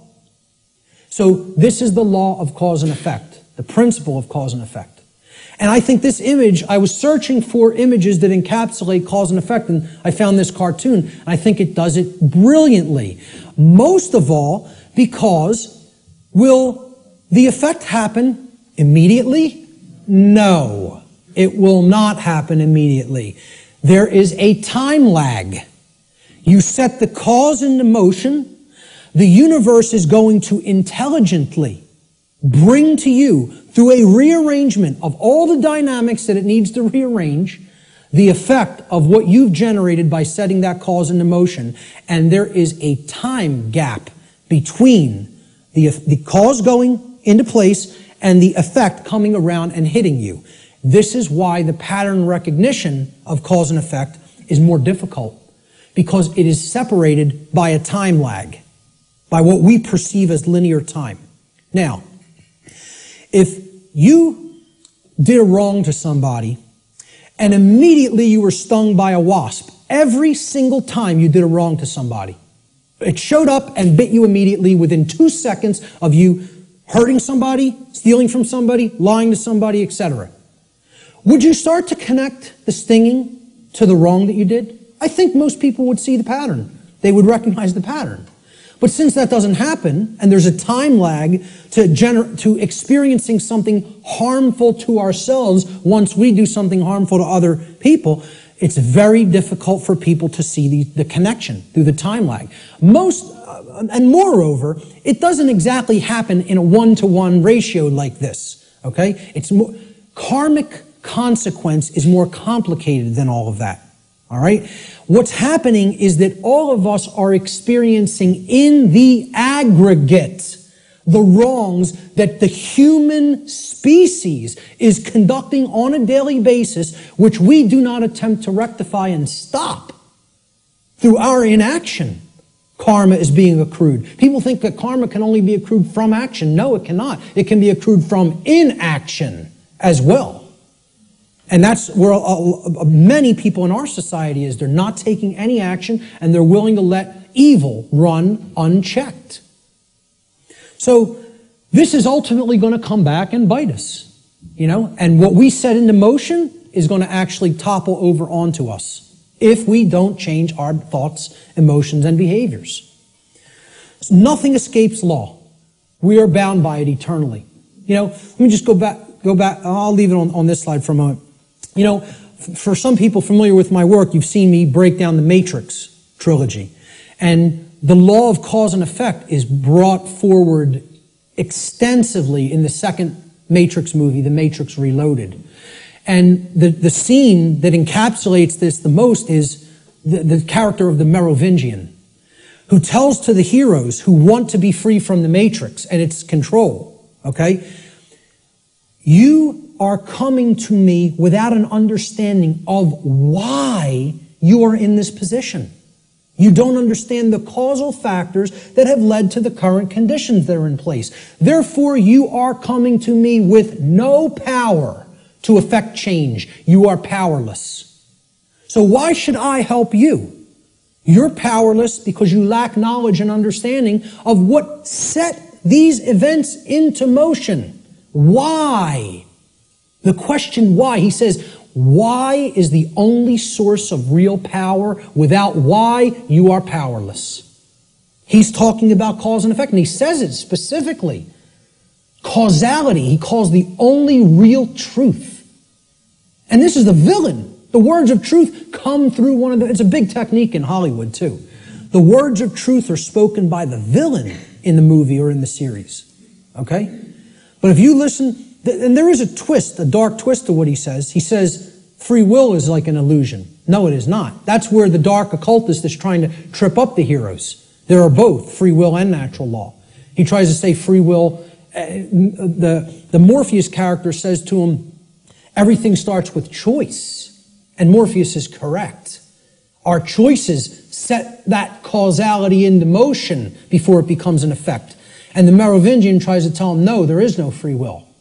That's where the dark occultist will give you the bulk of truth and then poison it with that one thing he wants to get you to accept. Okay? So, the next thing that needs to be understood is the two planes. All right? There's the plane of effects, and then there's the plane of causes. No power to affect any change lies on the plane of effects, which is the physical manifested reality. Again, what already is, nothing can be done about. What already is, you cannot change. You cannot change the past. You can change what it is starting now and make sure that it gets changed in the future. But right now, what is the truth, and all you can do is accept that or reject it. You can't change the past. So the physical world that is manifested up to this point happened because of things that occurred in the past. The causes happened in the past. Nothing you can do about that right now.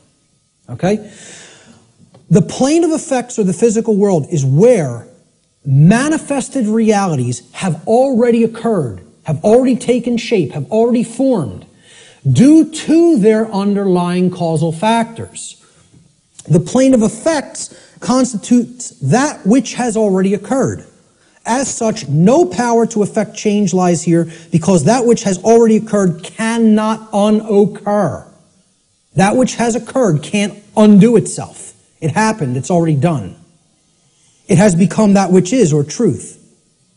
Human consciousness seems to be trapped upon the plane of effects, meaning that humanity as a whole remains ignorant of the underlying causes which they themselves have set into motion and which lead to self-inflicted suffering in their lives. So if you're trapped at this level, what you're doing is you're looking at the symptoms, and you're stuck looking at the symptoms. Okay? This is everybody. Oh, there's a political solution to this. We need to vote in the right people. Oh, there's a financial solution to this. We just need to set the right monetary policy. No, there's a scientific solution to this. And technological advancements are going to be made that suddenly save ourselves and make the world any different. And they think all of this is going to be done while slavery is still in place. Well, again, good luck with that. And let me know how it works out. Okay? I speak at free energy related events. I work with the Tesla Science Foundation. I speak at MUFON-related events that talk about disclosure of extraterrestrial presence. Okay? Both of these communities don't understand. The things that they say they want are impossible. And I'm going to start talking about them in this way more openly. You know, because I've kind of like given them some soft teachings, and I think they need to hear it a little bit more harshly. Because both of these communities are not talking about morality to the extent that they need to. They think we're going to have free energy, but nothing's going to change as far as the social structure of the world goes. We'll just develop free energy and that'll magically save us. We'll still have slavery, but free energy will be here and the world will be a magically better place. The UFO community, they often think, oh, we're going to get disclosure. They're going to come out and tell us everything they know about other intelligences that are out there in the galaxy and in the universe with us. Okay?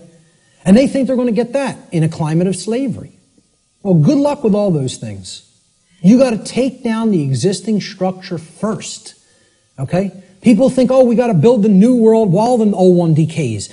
You have to destroy the existing power structure with the power of truth before anything new is going to grow here.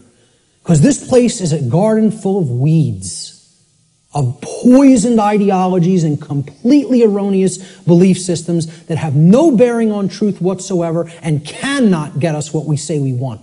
Until those thoughts are changed, don't expect the results you want. So to the free energy movement, I say you're never going to get free energy in a climate of slavery. To the UFO community, I say you will never get disclosure in a climate of slavery. Slavery has to end first. Then you could get what you say you want. So, again, no power to effect any change lies in the world of effects. Cannot be done. You are rearranging the deck chairs on the Titanic while it sinks. You're not creating any change doing those things. Because the underlying causes aren't changing. And the underlying causes are how we think, how we feel, and how we behave. And no one wants to look at that. They want to think all those things can stay in place and I can magically get what I want. I want to keep my hand over the fire, but I don't want it to burn and blister. Well, enjoy. See, find out what you get when you do that. Because that's what we're doing when it comes to natural law. So let's look at the plane of causality. This is the other plane. This is the mental realm, the mental world. Again, according to the law of mentalism, the first principle of natural law, everything that manifests must first manifest in mind before it can manifest physically. So again, if the plane of causality is the mental world that's generating the causes in mind, okay, everything is happening there first. And then it is trickling down to the physical domain. It is manifesting in the physical domain only after it has manifested in the mental world.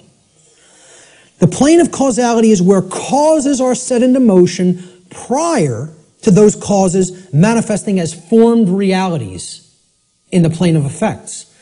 This plane of causality constitutes the causal factors, the why, which underlies and precedes all manifested things and events. All power to effect change lies on this plane of reality. Human consciousness must move away from the plane of effects and to the plane of causality in order for human beings to understand the causal factors of the conditions which they are collectively manifesting in their lives. Only then will humanity be able to co-create their shared reality on a conscious level, meaning with an understanding of how natural law operates, rather than on an unconscious level, meaning that we don't understand how natural law operates. And I just look at it in a simple graphic, in a simple, chart or graph. This is the higher realm. This is the world of causality, the mental world, the why, the underlying causal factors, okay, that precede conditions which are manifested. This is where our consciousness has to go, because this is where all power to effect change is at, in the understanding of why that manifested to begin with. So these are the symptoms. This line could be looked at as the diagnosis. You have to make that diagnosis and get to the underlying causal factors that lead to the symptoms. Okay? The plane of effects, on the other hand, meaning the physical world, is the manifested realm. That which has already occurred, that cannot be undone. At least in the present moment. You could start in the present to undo it in the future. But as far as the present moment and all moments in the past go, you're not changing that. That's truth. That's what is. Okay? That's already manifested. You can't change it. No power to effect change lies in continuously analyzing the symptoms. You got to do that long enough that you know where the problem's at. You've made the diagnosis. Now you can get to the causal factors and start going to work changing those causes. Okay? Unfortunately, this plane, the plane of effect, seems to be where human consciousness in the aggregate is trapped. It can't seem to get past there. Even if it recognizes the problem, it wants to keep describing the problem. It wants to keep describing the prison. It doesn't want to look at the causal factors because it's afraid of what the causal factors are. It doesn't want to acknowledge the causal factors lie in how we think, feel, and act, and until those things are changed, the external manifestation cannot change. That takes responsibility. The final principle of the 7 principles of natural law, at least the formalized ones, are gender. Again, I'm going to talk about an 8th lost one. Gender exists in everything. Everything has its masculine and its feminine components or principles. We've already seen that when it comes to the human brain, consciousness, worldview, etc. Gender manifests on all planes of existence. Spiritual, mental, physical, everything. Okay? Very simple concept. What I want to briefly talk about is mental gender. Mental gender is the state of coexistence between the masculine and feminine aspects of the mind. Again, we've already looked at this. We looked at the breakdown of the physiology of the brain, at least of the higher order part of the brain, the neocortex. Our left brain hemisphere largely facilitates the masculine aspects of the mind, or the intellect, logic, analytical thought, linear thought processes, while the right brain hemisphere largely facilitates the feminine aspect, or intuition, meaning creativity, compassion, and holistic thought processes. This next section is what I call the lost principle. This is the 8th principle of natural law, which binds all of the other principles together. Okay? It is what I would call the encapsulating principle. Okay? It's the container inside which all the other principles fit very nicely and neatly. However, it's lost because we're not exercising it. See, we already looked at 1, 2, 3, 4, 5, 6, 7 principles of natural law. And there they are represented by these circles overlapping each other. Okay? Can anybody see an 8th circle anywhere? You got it. Correct. Here's the 8th circle. And this might look familiar. You might have seen this somewhere. Okay? This pattern is called something. Does anybody know what this pattern is called? What is it? Not the flower of life. The seed of life. The seed of life. Okay? Now, what happens from a seed? It grows. It generates something. It creates something. A seed has an outer casing, an outer shell. Okay? Then if you're going to get to the inner core of it that contains all of the creative, genetic, generative material, okay, that shell has to be there and intact. You break the shell of the seed, the creative essence of the seed is going to be gone. Okay? Now, what is that principle? Here's what that principle is. It's the 8th, or what I call the lost principle. And it's the thing that has to be present in order for any change to manifest itself. And it is not what most people think of it as. Even when I tell you what this is, I guarantee you there will be an inaccurate connotative meaning for what people think this means. Okay? Here's what the 8th principle is. It is known as the generative principle, or the principle which governs creation, which actually is the causal factor that goes into effect and generates the result that we say that we want. But what's the real term for it? Who can guess what the actual term, what the generative principle of creation actually is? No, it is not action. Okay, now most people will say it's love. I want to distinguish it from the concept of love, even as I'm going to describe love in this presentation a little bit later on. Okay? What is it? Procreation. No? What? Somebody said it. But somebody said something else. No? Care. Who? Care. There it is. Okay? The generative principle is care. Now, this is different than compassion. People say, why don't you use the word compassion? Because that's not what I'm talking about.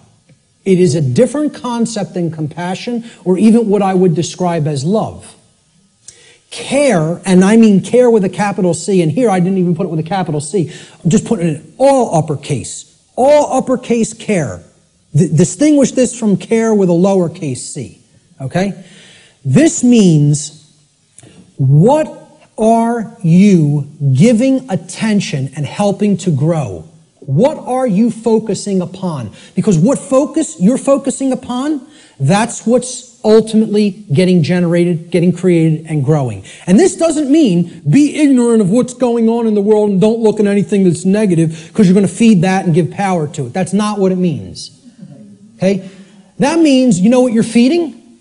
In that instance, if you want to do that, you're feeding ignorance. And that's what's going to grow. It's the exact opposite that the New Agers want you to believe that it is. By ignoring the negative, you are ensuring that more of it occurs. You are fueling it by ignorance, ensuring that it grows and takes over. Okay? What care has to be looked at here as is, this is what you're giving your energy to. This is what you're focused upon. This is what you actually care enough about to do, to spend your time on, to put your attention on, to manifest in the world. That's what I'm talking about as care. Okay? That's what generates our experience in the aggregate. Most people don't care about what's really happening. Therefore, it is an impossibility for us in the aggregate to change the direction of energy, to change the direction of consciousness, and ultimately to get what we say we want. That's how the real law of attraction works. All right? Here's how it actually operates. The lost principle is the dynamic of care. What we care about on a day-to-day basis acts as the driving force of our thoughts and actions. What did I say we need to develop? The heart, mind, guts. Right? Heart, mind, guts. In that order. Care comes first. You got to care enough to know, to develop the knowledge. Okay? Then you got to act on it and put it into practice. Apply it. So that's the order. Heart, mind, guts. Care, knowledge, action. Those are the steps. Okay? And all three of those have to be in place. All three. That's what unity consciousness is. It's unifying thoughts, emotions, and actions. The three aspects of consciousness, such that there is no contradiction between them. Our thoughts, what we say, what we think, how we feel, and how we act are one and the same. There's no contradiction. That's unity consciousness. Okay? Therefore, okay, since care is the driver of our thoughts and actions, it ultimately can be seen as the generator of the quality of our shared experience here on the earth. Care is what generates the whole thing. Hence, it has been called the generative principle. Liken the heart to a pump in the body. Well, what does a pump do? It's a generator. It provides energy. It moves the life force through the blood in the body. In every ancient tradition, they talk about the life force being in the blood. The heart is what pumps that through the whole physiology and enables us to continue to sustain life. Okay? The heart is the generator. It's the pump. It's the center of the being. As important as the brain is, which we just talked about the importance of it, the heart is ultimately what's generating the experience. Because what we care about determines what we think about on a daily basis most of the time, and therefore how we behave. All right? So, this principle has often been referred to as the generative principle. Is anybody familiar with the compasses and square symbol of Freemasonry? With the G in the middle? Well, that's what the G stands for at the highest level. They'll talk about many porch masons. These are the exoteric masons that are given the teachings of the profane and they think they're in the know. Okay? They're given the information, well, this only means geometry, it only means God, etc. Okay? One of the things they'll tell you it means at a slightly higher level is that it means gnosis, knowledge, okay, which we saw the meaning of in Greek earlier. At a higher level, at illuminated levels of Freemasonry, which are above 32nd degree, they will give you what the real meaning of the G inside the compasses and square is. And it is the generative principle. It means genesis, creation, okay? And yeah, you can tie that right back to God. I'm not saying those things are different. And the forms that get created in the physical manifested world are geometric forms. So it is geometry as well. It's all these things. But at the highest level, it's the generative principle. That's what that G really stands for in esoteric Freemasonry. Okay? It's called the generative principle because that means to create. It comes from, the word generative comes from Latin, the verb generare, as we've already talked about, means to create. The generative principle is what we create through. And it's lost because people don't care. They don't have care. Hence, it's the lost principle. Okay? Here's how it works, folks. What we care enough to put our will behind. Okay? So again, heart, mind, guts. Guts is the will. The action, the masculine principle. That's what gets things done ultimately in the physical domain. What we care enough to put our will behind. And that's driven by the care. That's the generator or the pump that drives the will. Okay? What we care enough to put our will behind is ultimately what gets created or manifested in our world. The world is the way that it is because most people do not care enough, even if they say, they pay lip service, okay, and say that they want things to be different. They don't care enough to actually change it through their actions. Because when it comes all down to it, and I said this in my New Age, BS seminar or lecture, okay? What it comes down to is preventing action. Preventing action. That's what the New Age community is designed to do. They want people inactive because the dark occultists know that the thing that is ultimately generating our reality is behavior, as you saw in that simple four-part chart, that little building block chart that I put up there. Action is what's generating the reality. That gets generated through what we care about because our cares and our desires drive our actions. Okay? So, most people will say they want things to change, but then when you say, what are you doing to make that change happen? Not a word. Silence comes back on the other end. Okay? So, they don't care enough to change it through their actions. That's what the generative or lost principle is about. And until that principle is regained, and people get out of their laziness, and most of all, get out of their cowardice. Again, in that New Age lecture, I'm talking about what it ultimately comes down to in the New Age movement, and I'll look at any New Ager in the eyes. They're cowards.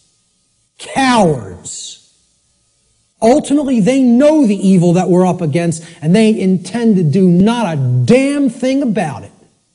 That's what it really comes down to. And anybody telling you it's different than that is lying to you. Okay? They're cowards. Period. And I'll say it right to any of their faces. Anything I say up here, anybody that believes in that nonsense, come and bring them to me. I'll tell them right to their face. Straight and open, just like I said it here. Because I don't care. I don't care about their nonsense. I care about what's real. Okay? So, I'm telling you, this religion has to go. It's got to go. If people are going to make real change happen, the idea that it can't be done, that it can be done without taking actual real-world action has to be purged from human consciousness. Reality does not work like that. Period. The end. And I can't make you accept that. I recognize I can't make anybody in this room accept that. All I can do is put it out there for your consideration, and if you have some common sense and really, really think about it, you'll understand what I'm saying here is absolutely the way it is. Okay? Many people want to deceive you through these religious notions, okay, which is all about getting people to stand down and accept their chains. That's what that religion's in place for. All right? This next section I call spiritual currency, or spiritual currencies. All right? There's two spiritual currencies, time and attention. Now, look, we can readily see this, right? Time is money, people say. It's currency, right? What am I going to spend my time on? What am I going to pay attention to? Pay attention. You pay for something, you get something in return when you pay for something, right? That's what attention will get you here. It will get you something in return. You pay attention, you're going to come out of here with a lot of understanding. There's two spiritual currencies, time and attention. This analogy can be seen very readily in the saying, spending time and paying attention. Whatever information or endeavors we put our time and attention toward, we end up getting something in return for that investment of these currencies. This is what real money is, folks. Real money. This will get you real money. One I, mon I. Okay? If you want real money instead of the fake Federal Reserve nonsense, fiat paper currency money that isn't worth the paper it's printed upon, then keep thinking that that has value. Okay? And people who say gold is value, gold is real money. Yeah, well, I ask people, what intrinsic value does gold have? And they say, well, it's been traded with throughout time immemorial. People have valued it all the time. Does that make it intrinsic? You answered my question. It's like saying, why does that projector have intrinsic value? And you say, because I find it valuable. No, that projector has intrinsic value because it's capable of projecting an image, and if I want that task done, that's what I use a projector for. Okay? Well, what's gold used for? Can you build clothing out of it? Can you build a house out of it? Is it malleable enough to be molded into a weapon of some sort? You going to take shelter under it? Well, maybe if you have enough of it. But, you know, the whole point is there is no intrinsic value to this. It's something that's, the idea of it having, of any precious metal having intrinsic value, other than, you know, okay, in a technological society it's used for computers. This is true. Okay? But I'm talking about in nature. You know, where would this idea of intrinsic value of gold come from in the ancient past? People will say, well, it's used as a medium of exchange. Okay? Money is not a medium of exchange. People think of it as a medium of exchange, and it's not. It's incorrect. Okay? Money is the limiter of energy in the system. See, people think of money as currency. Even the name is a mind control technique because it's supposed to be about, it's the current in the energy system. This is the current. It's the amperage, right? No, it's not. It's not the capacitance either. It's not a store. That's another thing people will tell you money is, what they say is real money. Okay? It's all fake. It's all fake. It's not a store either. You know what it is? It's the resistance in the system. It's the resistance to change in the system. It acts as the resistor. Because as long as that modality of slavery called money continues to exist, it will always be extraordinarily difficult to create real lasting change. So again, I piss off everybody. Religion's gotta go, scientism's gotta go, New Age thought's gotta go, money's gotta go. All of it's gotta go. You know why? It's all religion. It's all religion, and the word religion means to hold one back, to tie one up and keep them where they're at, as we're going to get to in a few moments. Okay? So let's get back to spiritual currencies. We end up getting something in return on what we put our investment of spiritual currencies toward. And you know what that, if it's put toward the right goals, the end result is true money, one eye. Okay? True spiritual vision. The ability to see, to unoccult something and see it for what it really is. That's what comes from truly putting time and attention onto the right things. This return could come in the form of knowledge. It could come in the form of understanding. It could come in the form of skills, expertise, and empowerment. But only if we invest these two spiritual currencies wisely. And let me tell you something, folks. That's why most people don't have any money. They got nothing to pay for it with. See, you pay attention and you get money. You spend time and you get money. I'm talking about the real thing. Cool. We're going to take a break in about 5 to 10 minutes. Okay? So we have to invest our spiritual currencies wisely. We should seek to improve our quality of attention by placing it upon information that is capable of improving both ourselves and the human condition as a whole. Give me a heads up in about 8 or 9 minutes. Thank you. Such an effort would also constitute a valuable investment of our time. We should ask ourselves, what am I spending my time on? What am I spending my time doing? And what am I paying attention to? That's where you will find whether you're investing in real value, something that is truly valuable. If most of the time we're spending our time on nonsense and trivialities and, you know, divisive things and TV and sports and all other kinds of entertainment and distraction, well, you're going to have a return on that investment, and that return is going to be low. It's not going to result in much money, real money. Okay?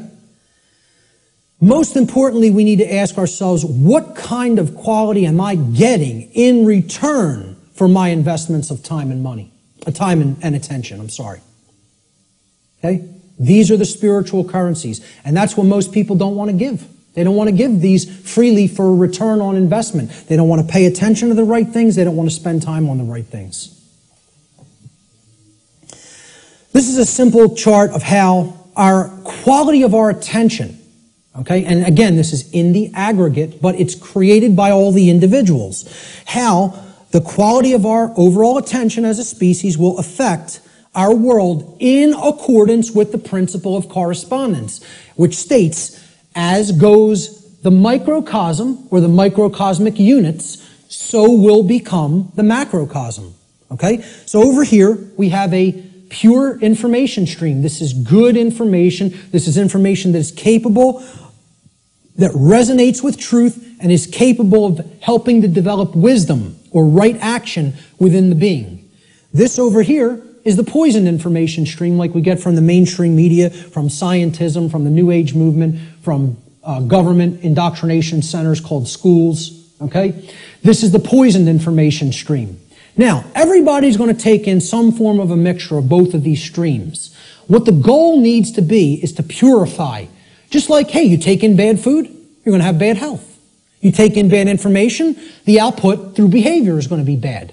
So you got to purify. Meaning, if there's valves here on the individual buckets, these are called the individual people, okay? And they're all coming together with the quality of their water, right? What they're holding within their consciousness.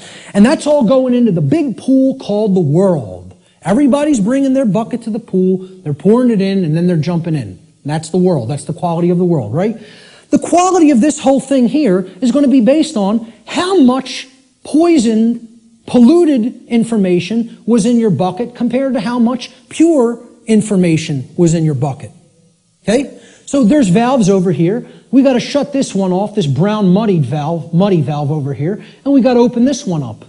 Okay? If we do that, the world will be purified, and we won't be creating self-inflicted suffering. We don't do that, we're going to be swimming in brown muck.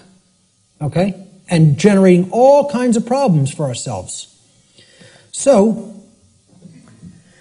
how are we spending our time? What are we paying attention to? Is this what we're doing with our time and attention? Sitting behind the hypnosis box? Which means suppression of knowledge. Hypnosis is the suppression of knowledge or the suppression of spirit. Okay? Or are we going to devote our time to some pursuits of wisdom?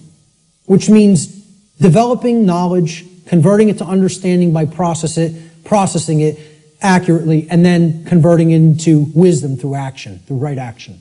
And, you know, you got to read to do this. People don't want to hear that either. Okay? Reading is required. The ancient Romans had two words, the same word, okay? That meant two different things in their language. The word was liber, L-I-B-E-R.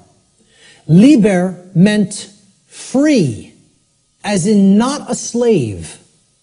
A free being would be described as liber, free. It's the basis of the English word liberty, liberty, freedom, okay?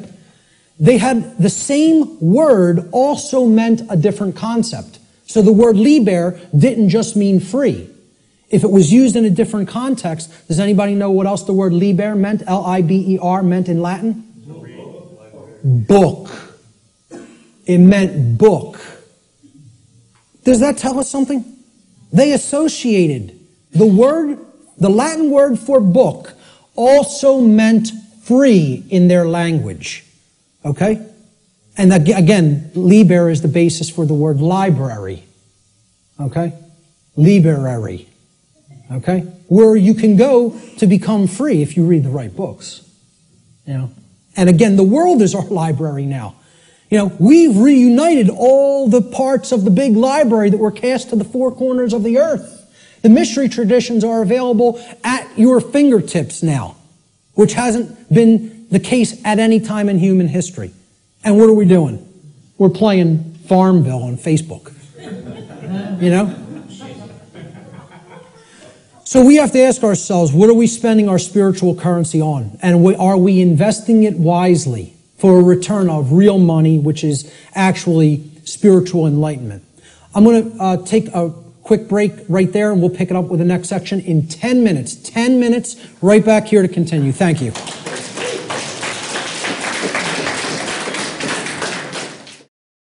So natural law has been called many different things in different traditions throughout the world at different times in history.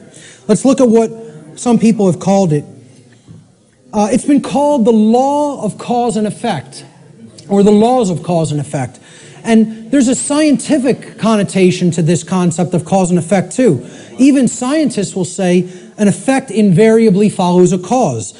And they'll also say things like, for every action, there exists an equal and opposing reaction. So there's a consequence when an action is taken. In the more New Age circles, you've heard it referred to as the law or laws of attraction. Okay? I call this presentation the real law of attraction. So, however, there are some good things that the New Age community, and I don't tell you it's all bad, I don't make that blanket statement, okay? It is a religion in many respects, but however, there are some truths embedded in it that can be taken on their own and, value can be gleaned from. So one of those sayings is, the energy that we emit is the energy that we attract. This is true. What we're putting out into the universe is what we're getting in return from the universe and what we're creating in our reality.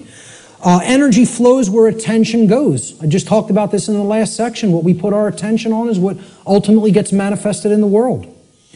As you think, feel, and act, so you shall be. Some of the teachers of different variants of law of attraction teachings have only put the first part in that. As you think, so you will be. No. As you think, feel, and act, so you will be. And most of all, as you act, so you will be. Most of all. Okay? So, it's been called karma. It's been called moral law, as I talked about before. And this is, captured beautifully by the phrase, what we sow, we reap. The seeds that you scatter, that's what's going to grow, and that's the fruit that you're going to harvest. So, a very accurate way of looking at it. Again, it's been called consequentialism. That's another thing I could put into this chart. In other words, that there is free will, but there is no free will without consequence. That's called consequentialism. That would be another very accurate way of referring to natural law. And finally, the golden rule, it's been called.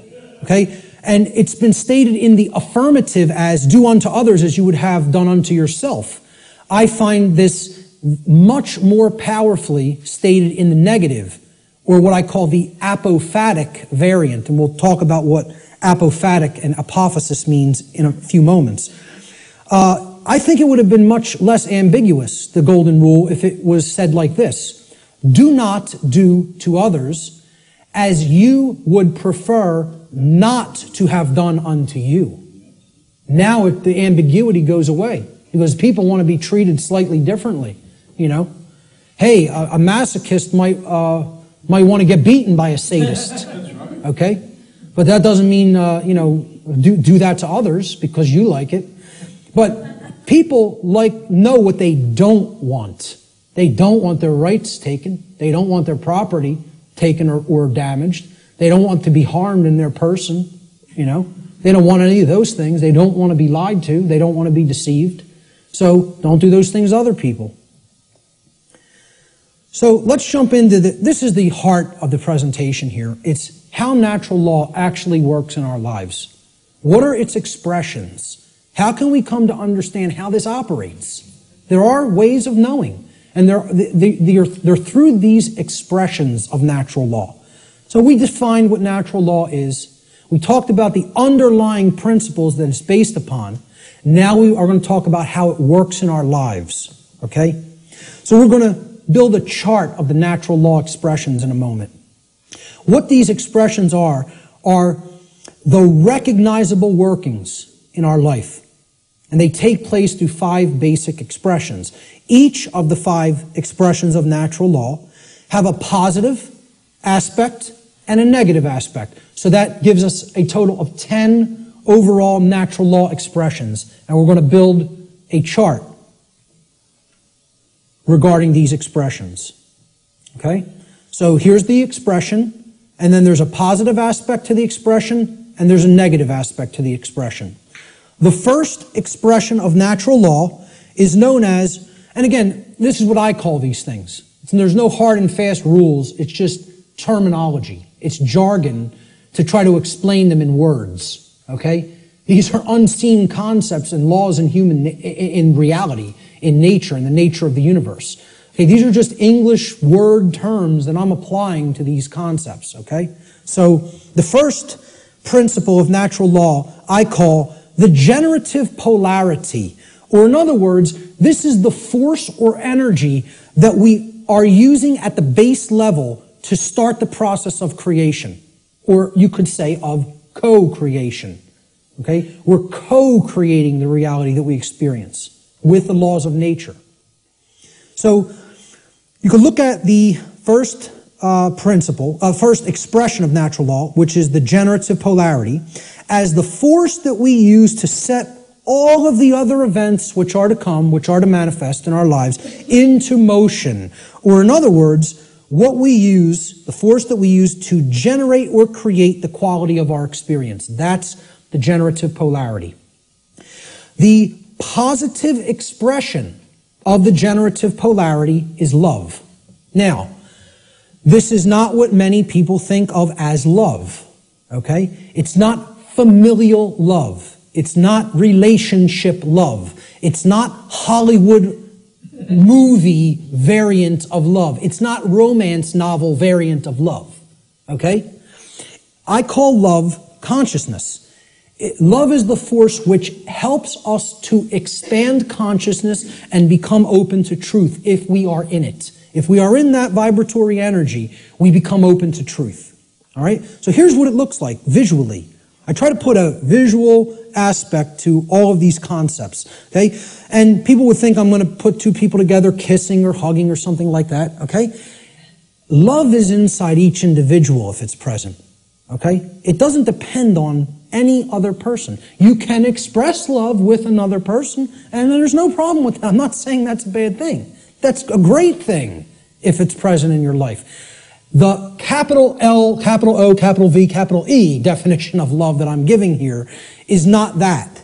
It is this force that opens up our consciousness. It's the flowering expression of consciousness. Okay? So how I word this is the positive aspect of the generative polarity, the first expression of natural law, is love. In regard to natural law, love should be seen as the expansive force for consciousness. It is the force which helps us to become open to truth and expand our awareness. That's the connotation that I'm giving for the concept called love here. Okay, that's the positive expression of the creative polarity. Now, the negative expression of the creative polarity is the exact opposite of love. So people will automatically think, well, that's hate. And it is not. Because the thing that puts consciousness in a box and prevents it from growing and keeps it where it's at is what? Fear. There it is. Fear. Fear is the basis for unconsciousness. You cannot be unconscious of anything in particular unless you fear it. Okay, that's what shuts consciousness down. And here's my visual for it. Fear. I don't want to look at that. That's too horrible for me to contemplate. That can't be true. I don't want that to be true. That's all fear. Okay? The negative aspect of the generative polarity is fear. Fear is the contractive force for consciousness. Fear is the force which influences us to become closed to the truth, and it is the force which ultimately shuts down our awareness. That's why so many people are unconscious, because they are fearful. They are fearful of the responsibility that comes with knowledge, and most of all, they are fearful of having to act based upon knowledge, because that requires courage. The second natural law expression is the initiating expression, what I call the initiating expression, just my term for it. Okay? The initiating expression is the first stage of tangible and recognizable results which we produce in our lives after we have, quote unquote, set the ball rolling, okay? Set the dynamic in motion by choosing between the generative polarities of either love or fear. All right? So, we choose love and something starts to happen, we become open to truth, right? Well, love is the expansive force for consciousness that opens our minds to the truth and awareness. So what do we gain as a result of accepting or existing in the vibratory energy called love? We gain knowledge, which is the acceptance of truth. Since love opens us up to truth, knowledge is its reception. It is the receiving of truth. We come to know. Okay?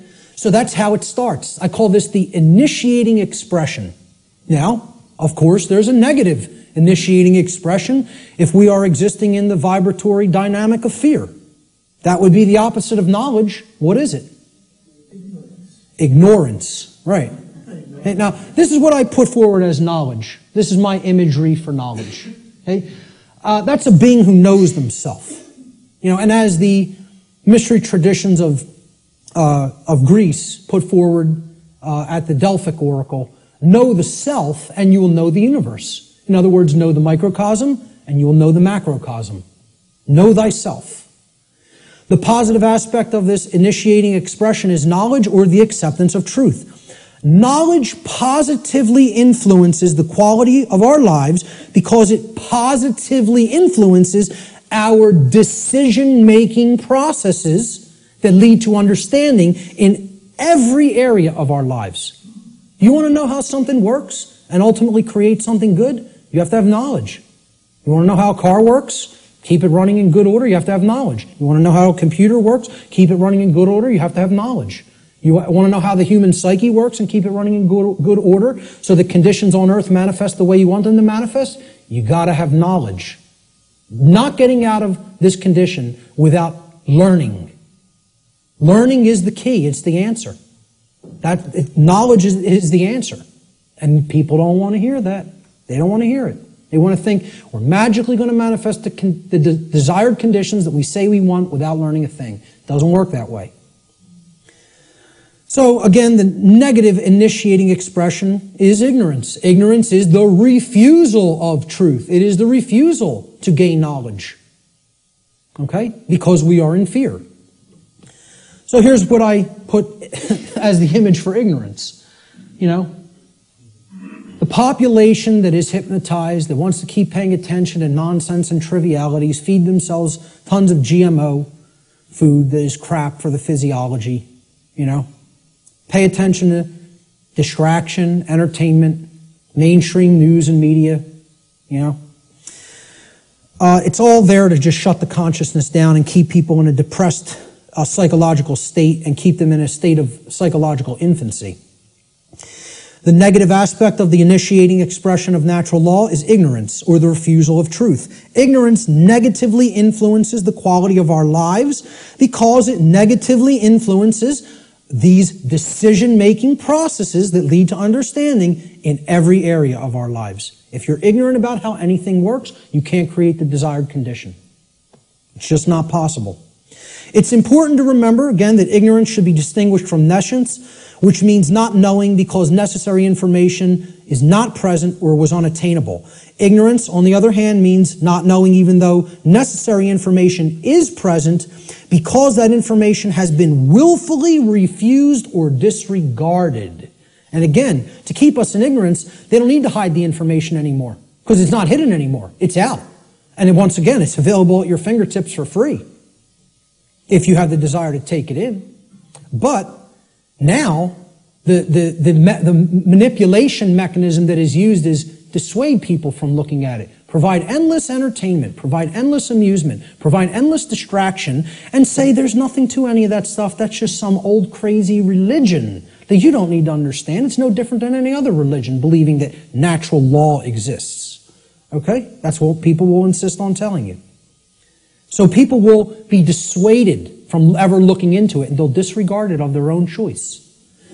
Thomas Jefferson said that if a nation expects to be ignorant and free in a state of civilization, it expects what never was and never will be. Freedom and ignorance are antitheses of each other that can never coexist simultaneously. That is an impossibility in natural law. I'm going to put up a couple other quotes on ignorance. Samuel Adams said, "No people will tamely surrender their liberties, nor can any be easily subdued. When knowledge is diffused," that means it's everywhere present, "and virtue is preserved," meaning morality. On the contrary, when people are universally ignorant and debauched in their manners, meaning purely selfish and only worried about themselves, they will sink under their own weight without the aid of foreign invaders, meaning the society will turn inward on itself and collapse and destroy itself just based on the fact alone that the population is ignorant and they are ensconced in moral relativism and other forms of debauchery and just self-pleasure as their highest virtue, their highest desire. Socrates said that the only good is knowledge and the only evil is ignorance. And this is a quote I'd like to be remembered for. "Willful ignorance in the presence of knowledge is the measure of a bad person." And people will say that's extremely harsh. That's true. That doesn't make the statement untrue. The statement is true as well. It is a harsh statement. See, people in my family will ask me, why don't you have anything to do with me anymore? I've deliberately cut off many members of my own family. Okay? Because many members of my own family say, I know what's going on and I don't care. I don't intend to do a damn thing about it. I'm worried about me, myself, and mine, and I don't care what's happening in the world. Well, you know what that's called, folks? That's called a bad person. Let's not mince words. Let's not euphemize. Let's call it what it is. That's called a bad person. And I don't want anything to do with bad people in my personal life. I don't hang out with bad people. I try to surround myself with good people who care. Because they're co-creating wisely. Okay? I tell family members who I've cut off association with, because you do not care is what makes you a bad person. I don't want anything to do with you until you start caring about what's going on in the world. Then we could talk again. And I'll welcome you back with open arms and forgive you. But not until. You want to stay in that level of consciousness? I want nothing to do with you. I don't want to be around people like that. They're bad influences, and they do bring other people down. So I'll still put out the information. It's there any time for free that they want to go and engage it. And I tell them all, anytime you want to ask me and come over and engage directly with me, I'll make the time for you. But until you want to do that, until you develop that desire, I don't want to be in your presence. Okay? So maybe, I don't know if that's going to be effective. I don't know. And guess what? I don't care whether it's going to be effective. Because I'm not going to surround myself with bad people until they decide I want to make myself a better person. Then I'll engage them and speak the truth to them. But until then, I'll put this out there for free. And they can engage it any time they want. But in my personal life, I can't make time for that. I don't have energy for that. I barely have energy for this. An anonymous quote, I believe this was from some internet forum. I don't know what the gentleman's name was, but it was a great quote. Ignorance is the root cause of all evil. And since only knowledge eradicates ignorance, it is our duty and moral obligation, there's that term, to educate ourselves as well as the masses around us. That's a moral obligation if you're in a position of knowledge. And once again, that's why I do what I do. I don't do it because I like people. Believe me, Barb will tell you how much I like people. I don't do it to make friends. I don't do it to make money. I do it because it's a moral obligation and for no other reason. I don't serve people. I serve truth. Truth is the force which I serve. And I bend the knee to no other. That's it. That's it. So great quote on ignorance there. Great few quotes on ignorance. Let's look at the next expression. The internal expression is what happens inside of us. Very simply. So now, we've started creating with a polarity. Something has happened in the world, either acceptance of truth or refusal of truth. Now something's going to take place inside of us, right? So look, this level is that knowledge level. right? This is the base consciousness level. You could look at, that's the foundation. Remember that 4-block diagram, right? You could look at this. Here's the foundation. This is the foundation that lies underneath the trivium, right? Okay? That's as deep as it gets. Consciousness or unconsciousness, love or fear. That's what everything is a choice about, between, right? Now here's that first block. Knowledge or lack thereof. Knowledge or ignorance, right? And you can see these polarities are like that concept of, the polarity aspect of the natural law principles, okay? There's one thing that's real, and then this is the illusion, okay? These are two aspects of the same thing. This is consciousness, and this is its lack. This is acceptance of truth, and this is the lack of that, okay? So it's the same thing, but opposite in degree, which is why they're the same expression. Now, what happened after knowledge or lack thereof? We went up to understanding, right? So that's what this level is. Understanding happens internally, right? It's an internal process, all right? So the positive aspect of the internal expression is when we come to understand through developing the knowledge and the acceptance of truth that we are sovereign. Sovereignty is the expression, the internal positive expression of natural law. Now, again, underneath these, in parentheses, I always put what I call these things, another name that I've given to these things, these concepts. I call sovereignty internal monarchy. Internal monarchy. Now, monarchy means one ruler. Mon means one, is a prefix for one, and archon in Greek means ruler or master. So, internally, we each need to master and rule ourselves. This is our kingdom that we get to rule and nowhere else. We don't get to rule over anybody else. Many people think they're the rulers of other people, but they're wrong. Each of us is a sovereign being. Sovereignty, as we're going to see, means that you're not owned by anyone else. No one else owns you if you're sovereign. Okay? So here's my expression, my visualization for sovereignty. Okay? Somebody who truly has the light. They have the light at their disposal. They're bathed in it. It's flowing within them. Okay? And light has always been associated in different mystery traditions as knowledge. It's been a symbol that has represented knowledge. This is the person who has the knowledge and has gone through the decision making and filtering processes with that knowledge to come to an internal understanding that they are a sovereign being. And I have news for everybody. Whether you know it or not, whether you are familiar with the term or not, every person here is a sovereign. And you can never not be. It is an impossibility for you ever to be non-sovereign. It cannot be done. Cannot be done in nature. Okay? Every single human being on this planet is a sovereign being. And we're going to look at what a sovereignty actually means. The positive aspect of the internal expression is sovereignty, or what I call internal monarchy, meaning one ruler within. Internal monarchy, one ruler within. As a state of consciousness, sovereignty means that one has unified the three aspects of their consciousness, such that there is no internal contradiction between one's thoughts, emotions, and actions. We become a being that as we think, so we feel, so we speak and act. And there's no contradiction between those. We're not torn apart from within in this state of internal opposition amongst our own consciousness. Okay?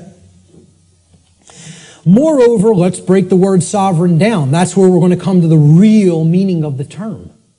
Sovereign is derived from the Latin adverb super. Super means above. See, in classical Latin, there's no V in classical Latin, right? There was no V character. Actually, if you wrote a V like that, it was a U, okay?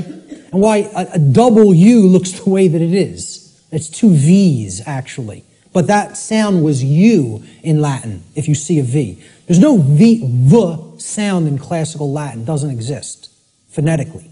All right? So this phonetic variation that we express as V or V in English, in Latin was P or B. It was represented by a P or a B. So what we're really seeing here is suver.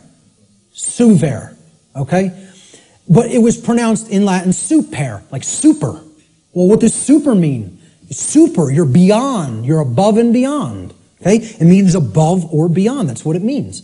A superman is one who's beyond an ordinary man, right?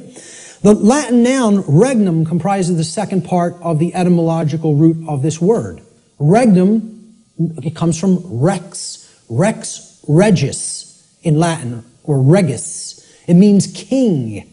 So regnum was the king's rulership. Regnum means his reign. It's where the word reign comes from in English, regnum, in Latin. It means rulership or externally imposed control. Okay? Not control in the context, I'm going to control my emotions, I'm going to control my behavior. No. It means I'm going to control you externally by imposing my will over your will through coercion. That's the context of rulership or control that I'm talking about here. So put them together. Super regnum, sovereign, means above or beyond externally imposed rulership or control by another. That's what it means.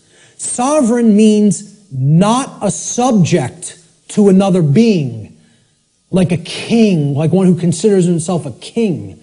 And it means not a slave to someone who considers themselves your master. That's all sovereign means, folks. Not a slave. And why I say every single person here is a sovereign is because there is no such thing, never has been any such thing, and never will be any such thing as legitimacy to slavery. That has never existed, does not exist now, and never will exist. Slavery is an illegitimate concept. None of us are slaves. The condition of slavery has been imposed upon people, but it has never in history been legitimate, and it never will in history be legitimate. So there is no legitimacy to the concept of slavery, of the rightful rulership of another being through directly imposing your control through coercion. Doesn't exist. That's a big part of what natural law is about. We have to understand when we're saying this word, this is what is meant by sovereign, not a slave. Okay, we did a study where we asked people, are you a sovereign? Like 11% said yes. Maybe. I think it was 10 or 11%. Which I thought was almost encouraging, that 1 in 10 people knew that they were sovereign beings. It was amazing.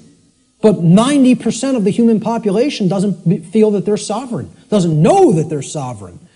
I'm telling you, it doesn't matter an iota whether you believe you are or not. I'm telling you it's an eternal truth that you are a sovereign and can never be non-sovereign. There is no such thing as someone else's legitimate rulership or ownership of you. Because there's no such thing to the legitimacy of slavery, and there never has been, and there never will be. So everyone is a sovereign. A sovereign is a monarch. Again, mon means one, and archon means ruler. So when people ask me, what kind of government do you want? I tell them I want anarchy, and I want monarchy. And they're like, how could you have those things simultaneously? Because if you have internal monarchy, you can have external anarchy. See, we need to have the rulership within, and we need to get rid of the rulership without. This is the kingdom we need to master, and we need to set aside the concept of mastery and slavery in the external domain, in the physical world. Sovereignty, a sovereign is a monarch, which means a single ruler who rules only the kingdom of self. Sovereignty is a state in which one controls one's own thoughts, emotions, and actions, and by bringing them into unity or non-contradiction or non-duality, attains mastery over one's own consciousness. Sovereignty could be considered the equivalent of true self-control, true self-mastery, true self-love, or true self-ownership. It's all of these things. And ultimately it means not a slave. That's what has to be remembered above all else. Let's look at the negative internal expression for natural law, which is confusion. Now, confusion results when we are in ignorance. That's the emotional dynamic, the feeling that takes place within the individual. This is the lack of understanding. Confusion only happens in a lack of understanding. When we have not taken in knowledge, because we are afraid, we are in fear, okay? Ignorance results, and then confusion happens internally. So look, this is remember, here's the essence, that's the foundation. This is that first stage, that first building block that we called knowledge or lack thereof. Okay? This is the second building block that we called understanding or lack thereof. This is true understanding when truth has been taken in and accepted. And this is the lack of understanding. Now, in that state of lack of understanding, we're confused. So there's no rulership within. Inside of us, there's anarchy, which means the absence of ruler. Of a ruler, not the absence of rules, which I'm going to get into later. Anarchy means there's no ruler, no master. So if there's no master inwardly, we have a big problem, because that means there's no self-mastery, there's no self-control, there's no self-discipline, and ultimately there's no self-love. And that results in an understanding that we don't truly own ourselves. It would result in the absence of self-ownership, which is what we're experiencing as a species. That other people believe they own other people. This is what I found as a picture representing confusion. Someone who doesn't know themselves. Doesn't know themselves, completely attached to a ego identity. Their whole mind is all wrapped up. I believe I'm this businessman. I believe I'm this banker. I believe I'm this lawyer. I believe I'm this doctor. And that's my identity, and if something goes wrong with that, there goes my identity. There's who I am down the drain. You know? So, this negative aspect of the internal expression of natural law is confusion, or what I call internal anarchy, meaning no ruler within. Confusion is the state of mind in which the being is ruled by fear and ignorance. Confusion could be seen as internal opposition. Opposition within one's own consciousness. In other words, being torn apart from within in such a way that one's own thoughts, emotions, and actions are in perpetual contradiction with each other. A thought, emotion, and action are not in alignment. As we think is not how we truly feel and is not how we act. There's total contradiction and separation. No unity amongst those three aspects of consciousness. That's confusion. The fourth expression of natural law is what happens externally in the macrocosm in society. When you have a bunch of people who are in either this dynamic within their own consciousness or a bunch of people who are in this dynamic in their own consciousness, a state results in the society at large, because the society at large is comprised of the aggregate quality of the individuals that comprise that society. All right? So, if there's love present and knowledge has been taken in and it's been understood and we understand that we're sovereign and we're expressing self-ownership and self-mastery, what state manifests in society? Freedom. There it is.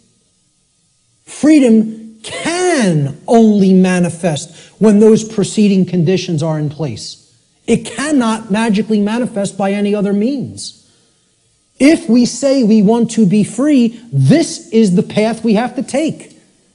Consciousness, acceptance of truth, and an understanding of our own sovereignty through self-mastery.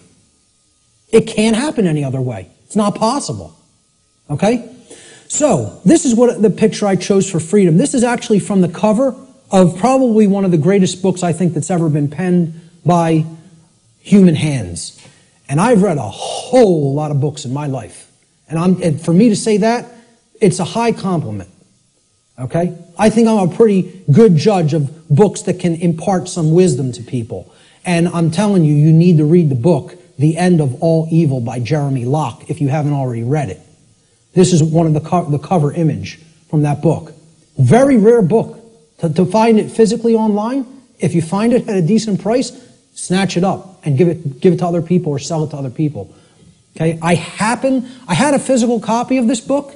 I lent it out, took off. Forgot who I lent it to. It happens, right? But this was a rare book. I think it was only pressed a couple thousand, and it was never repressed. So it's a single printing or something like that. Never repressed it. Now, you'll find that book for $150, $200 in some places, right? I finally found it at some foreign source online for like $20, $25 and jumped all over it, and I finally have a new physical copy of it. One of the books, along with Larkin Rose's book, The Most Dangerous Superstition, that if I had to tell you, destroy every other book on earth, it would be down to these two. You know what I mean? It's that much. They're that important. This is the cover image from that book, with chains being broken that were formerly holding the earth in captivity. I think it's a great image that represents what freedom is about. It's not about my freedom. It's about our freedom. It's about freedom for all beings. And guess what? Our, when I say that in relationship to the earth, doesn't just mean human beings. It means all beings, including the animal kingdom. So, the positive aspect of the external expression is freedom, or what I call external anarchy, meaning externally there are no rulers. There is no condition of masters and slaves. Okay? So that's what anarchy actually means, the absence of slavery. That's what it really means. True freedom for all should be seen as the goal of spiritual development. Such a state can only manifest as a result of human society's adherence to natural law. Can only manifest. Not just will manifest. The only way it is possible for it to manifest is if we understand and adhere to natural law. Okay, so that's the positive external expression, what happens in society. Now, there's a negative external expression, and you can call it multiple things. You can call it totalitarianism. You could call it slavery. I term it simply control, externally imposed control. Okay, it doesn't mean, self-control. It means literally someone outside of your own being is trying to control you and own you. So yeah, a good way of looking at it would be slavery as well, because control leads to slavery. Control is what I call external monarchy, meaning there's a ruler from without that believes they do own you and wants to continue to own you as their subject or slave. And this manifests in things like the oncoming police state, which I wouldn't even say is oncoming, I would say it's here. Say we're already living in it. It's not something that's going to happen in the future. It's something that's happening in the present. People talk about it as something they're trying to avoid from happening. What makes people think it's not already happening? The negative aspect of the external expression of natural law is control, what I call external monarchy, one external ruler, the concentration of illusory power, in the hands of institutions like government. Control is the pathway to all forms of evil and destruction. It results when a society lives in direct opposition to natural law.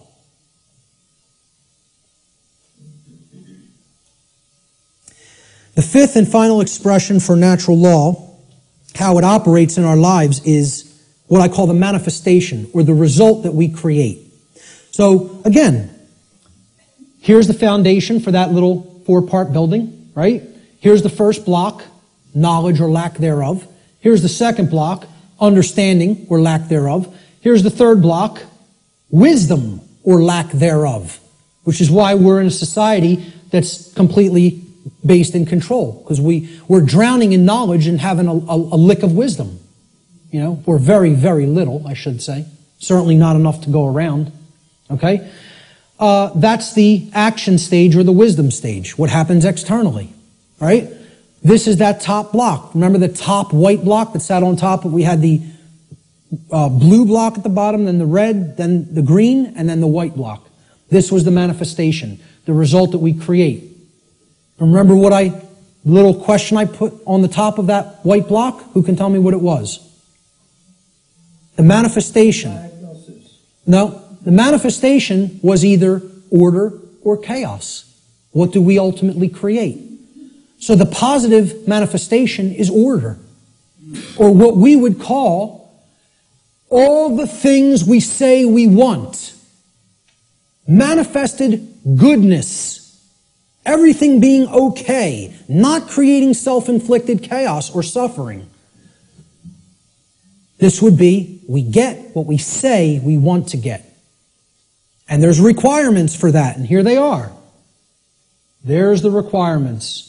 You got to be in this vibratory energy of consciousness. You have to accept the truth and develop knowledge. You have to have an understanding that you're a sovereign being, and you have to work toward the manifestation of true freedom. Then you'll have all the things you say you want. Manifested goodness and order in your life. And that's the only path to it. I'm telling you, that's the only path to it. Blanket statement. The human mind has a hard time with blanket statements. Has a hard time with always, every, without exception. The ego doesn't want to hear that. Again, humanity's greatest fear may be that the truth is absolute.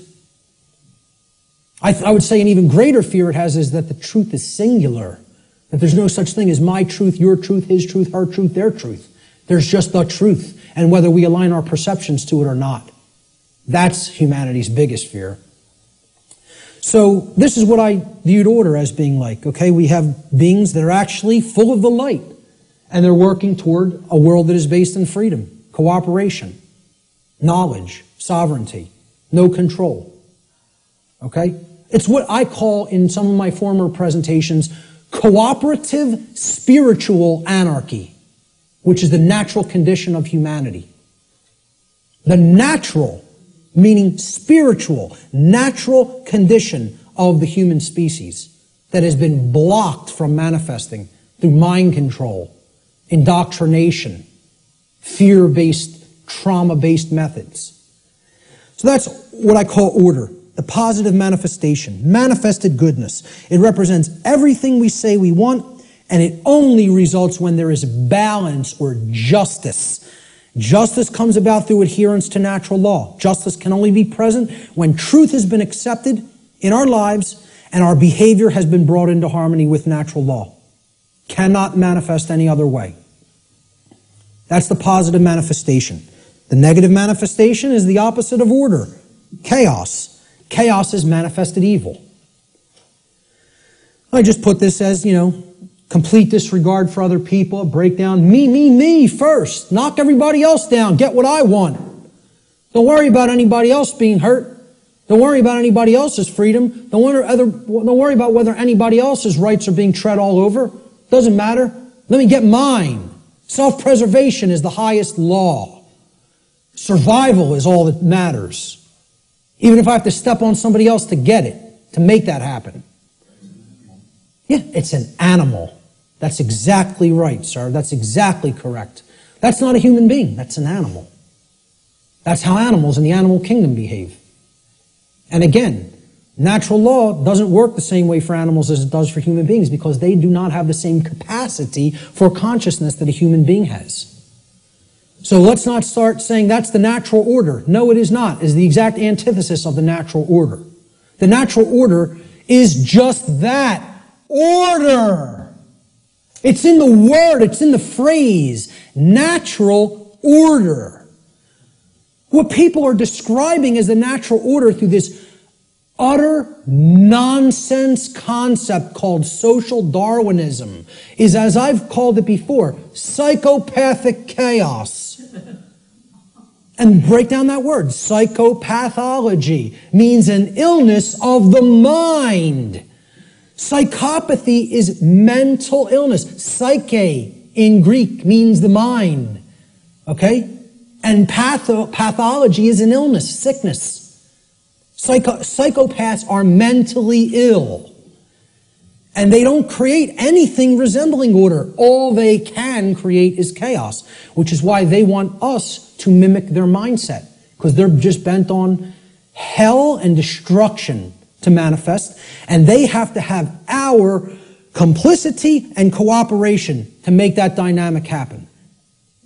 Our energy has to be given over to them by our mindset being made like theirs. Otherwise, their worldview can't come into manifestation, which is one of chaos and disorder.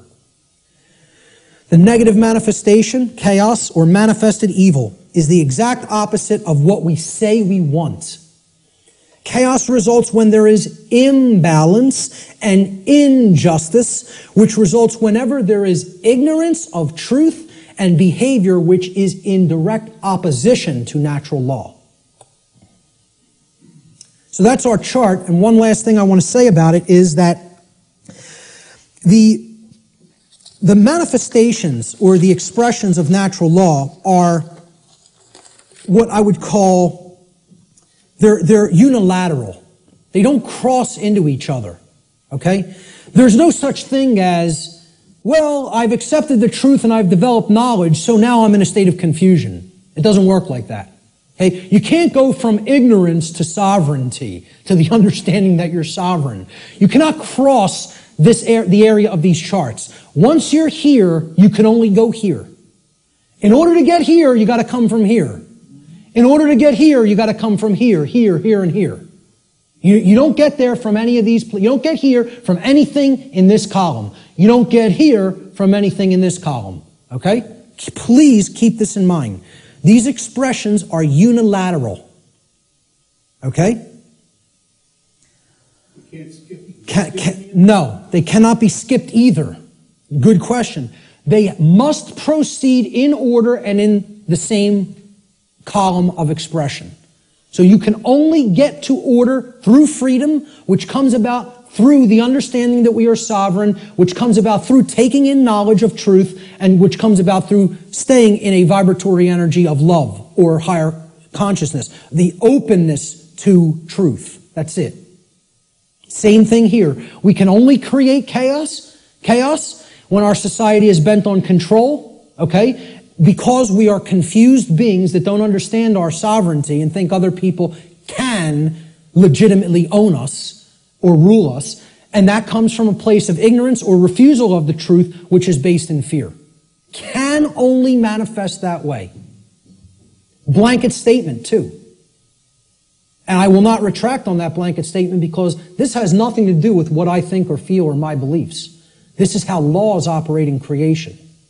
Not a belief system, not a religion, has absolutely nothing to do. I did not develop this. I came to an understanding of it by seeking truth.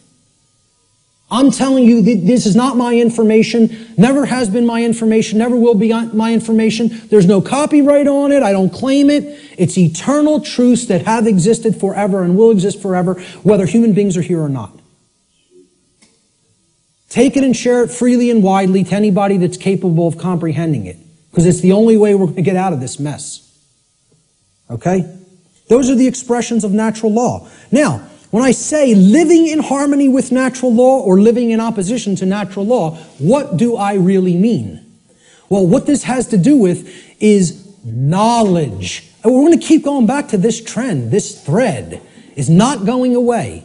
Okay? And guess what? Every time I teach any of this stuff, whenever there's the new age community around or present, okay, and you'll encounter them from time to time, they'll insist, they'll even see it's like, you can tell knowledge is becoming a bad word to these people. No. When you say K-N-O-W, no, it's almost like they immediately have an avulsion, extreme negative reaction, and it is fear. But it's mind control, moreover, because they are being fed this poisonous untruth that there's not really any such thing as knowledge, and that knowledge is not the way out of this prison. And I'm telling you, it goes hand in hand with religious traditions, because they want you to externalize your power, externalize everything. And I'm not telling you, I'm not saying don't have a model for behavior. And okay, this person, Buddha, you want to pattern your behavior on the Buddha's life? Great. Live the great life. You want to pattern your behavior on the life of Christ? Whatever. And again, I'm not getting into this discussion here today about the actual historicity of the man Jesus, regardless of what you believe regarding that. I understand I could write books on astrotheology. Okay? I understand that being may never have existed in the way a lot of people believe he did. So what? Whether Siddhartha Gautama existed in the form of a man or not, or whether that's an allegory, who cares? Understand the spiritual teachings they were trying to convey to humanity and then apply them in your life. Live by that ethic, that code, and great. Okay? And have whatever religious notion you want. Okay? What I'm saying is, what this religion called the New Age movement and what many official, organized, regional religions, okay, do is they try to take the emphasis off knowledge. Because again, if you're not seeking truth and trying to develop knowledge, that's how this information remains occult. And that's how the control system stays in place. They want you to externalize your power to a deity or a guru. Once you do that, you're accepting your chains. You're saying, I have no power. Let me tell you something, folks. I'm not powerless.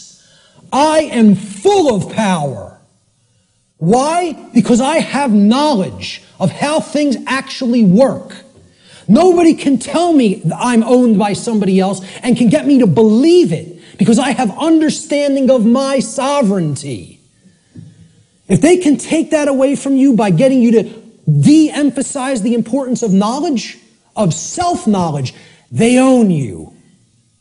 That's when you're owned at that point. Okay? Knowledge is the way out of this. Knowledge, understanding, and then converting that to true wisdom through actions.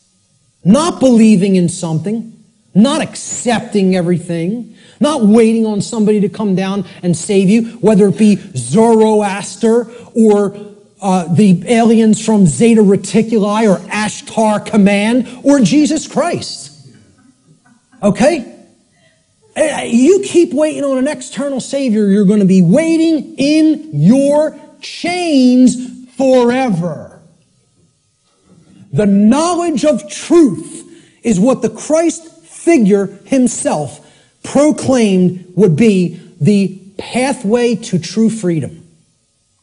Now, whether you put any emphasis on even exoteric Christianity, I'm telling you, that's the core of all the mystery traditions, is that until you take in the light, you'll never dispel the darkness. And the light is knowledge of truth. That's what it has always been symbolized as and represented as. Okay? Knowledge is the answer. And here's what the biggest piece of knowledge that comprises natural law needs to be understood. There is a difference. It is a 100% completely polarized antithesis. These are diametric opposites that exist in nature. These concepts, right and wrong, do not exist as constructs within the human mind. Anybody who believes that is thrown completely off the path. They are engaged in Satanism. Let me just say it just openly, right out, in a way that is completely unambiguous. If you believe there's no real difference between these things and that they do not exist in nature, you are accepting Satanism. It's a satanic belief system that comes directly from dark occultism. And once again, you could say whatever you want about believing that or not. I was a priest within this religion. So if you go up to a Jewish rabbi and you would expect he would have some knowledge of the Judaic tradition, would you not?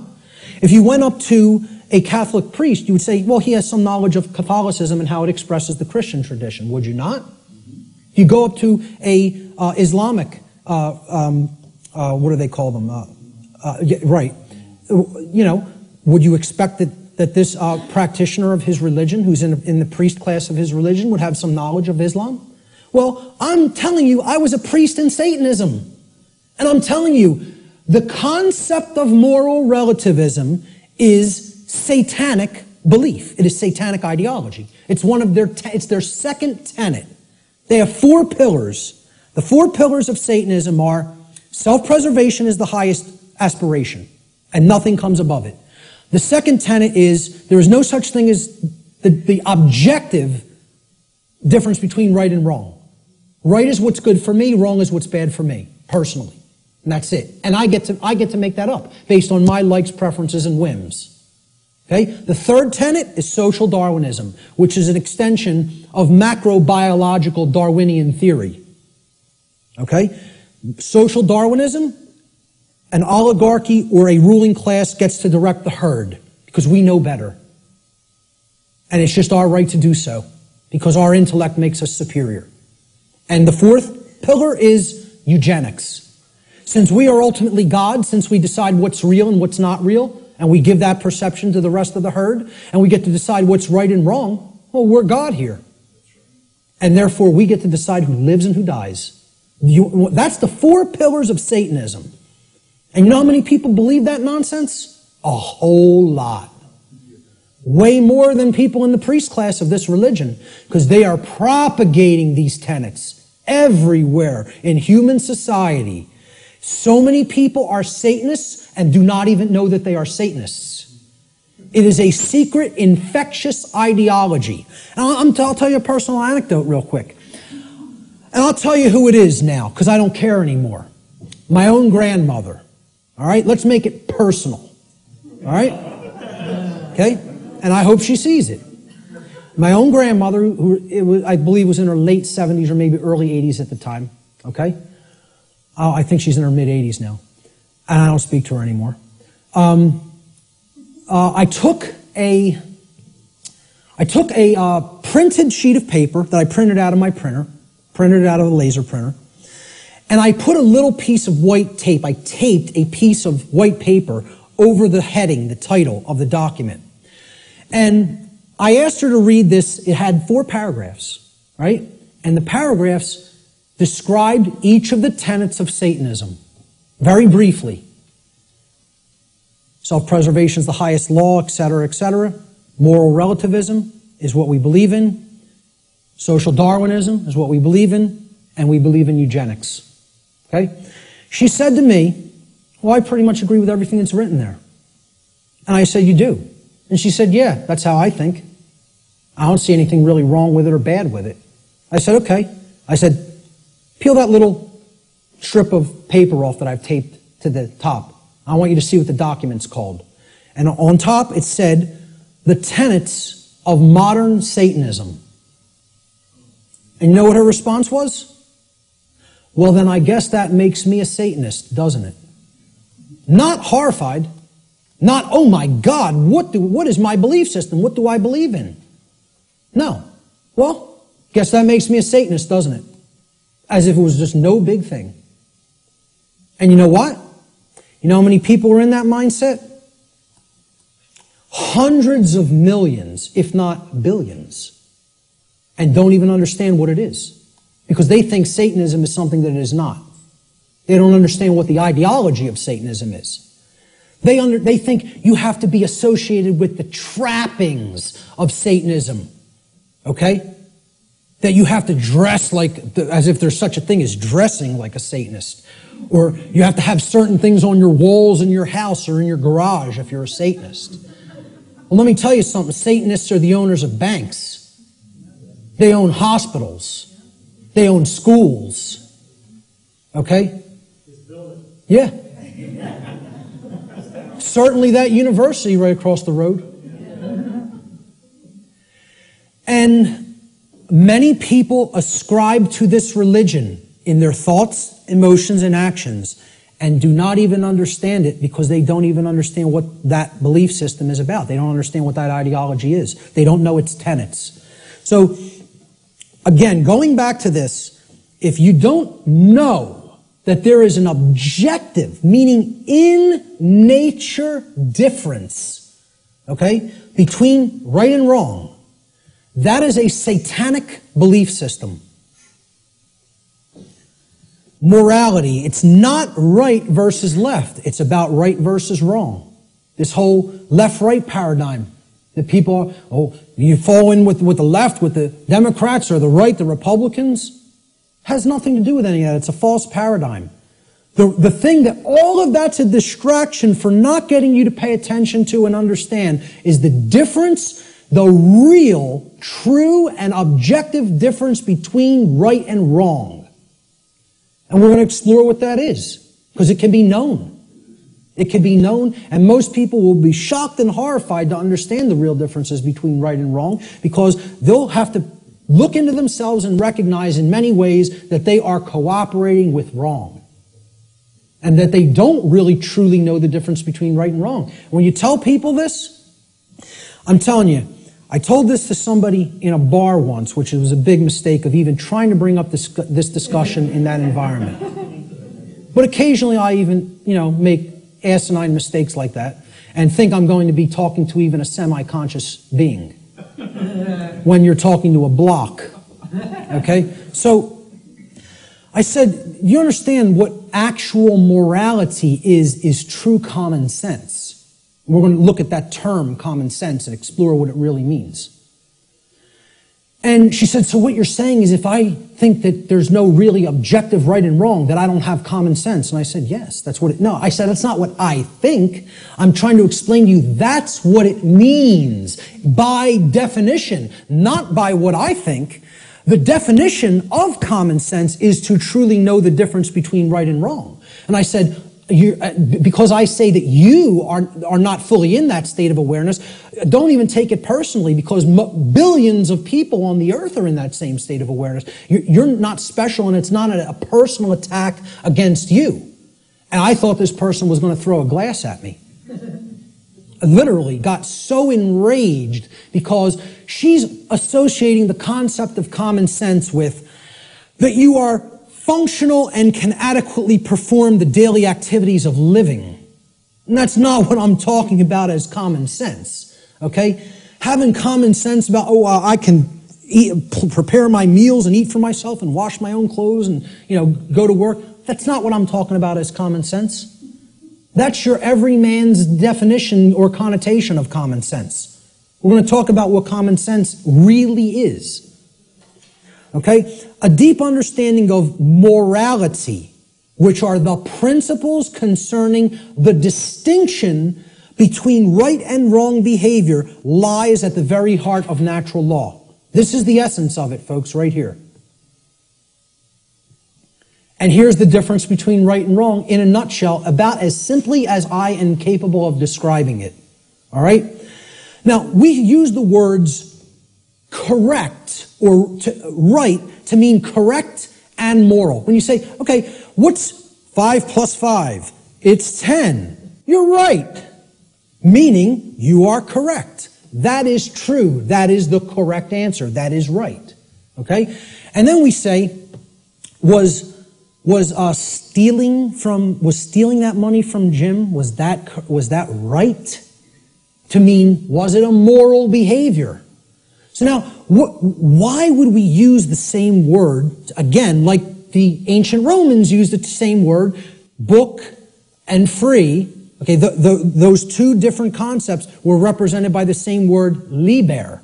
Right? And there's a reason, because reading will put you on the path to true freedom if you read the right books. Okay? Why would in the English language, we have other words to mean the same concepts, but the word right means two things simultaneously. It means both correct and it means moral. There's a reason, because they mean the same thing. Correct is moral.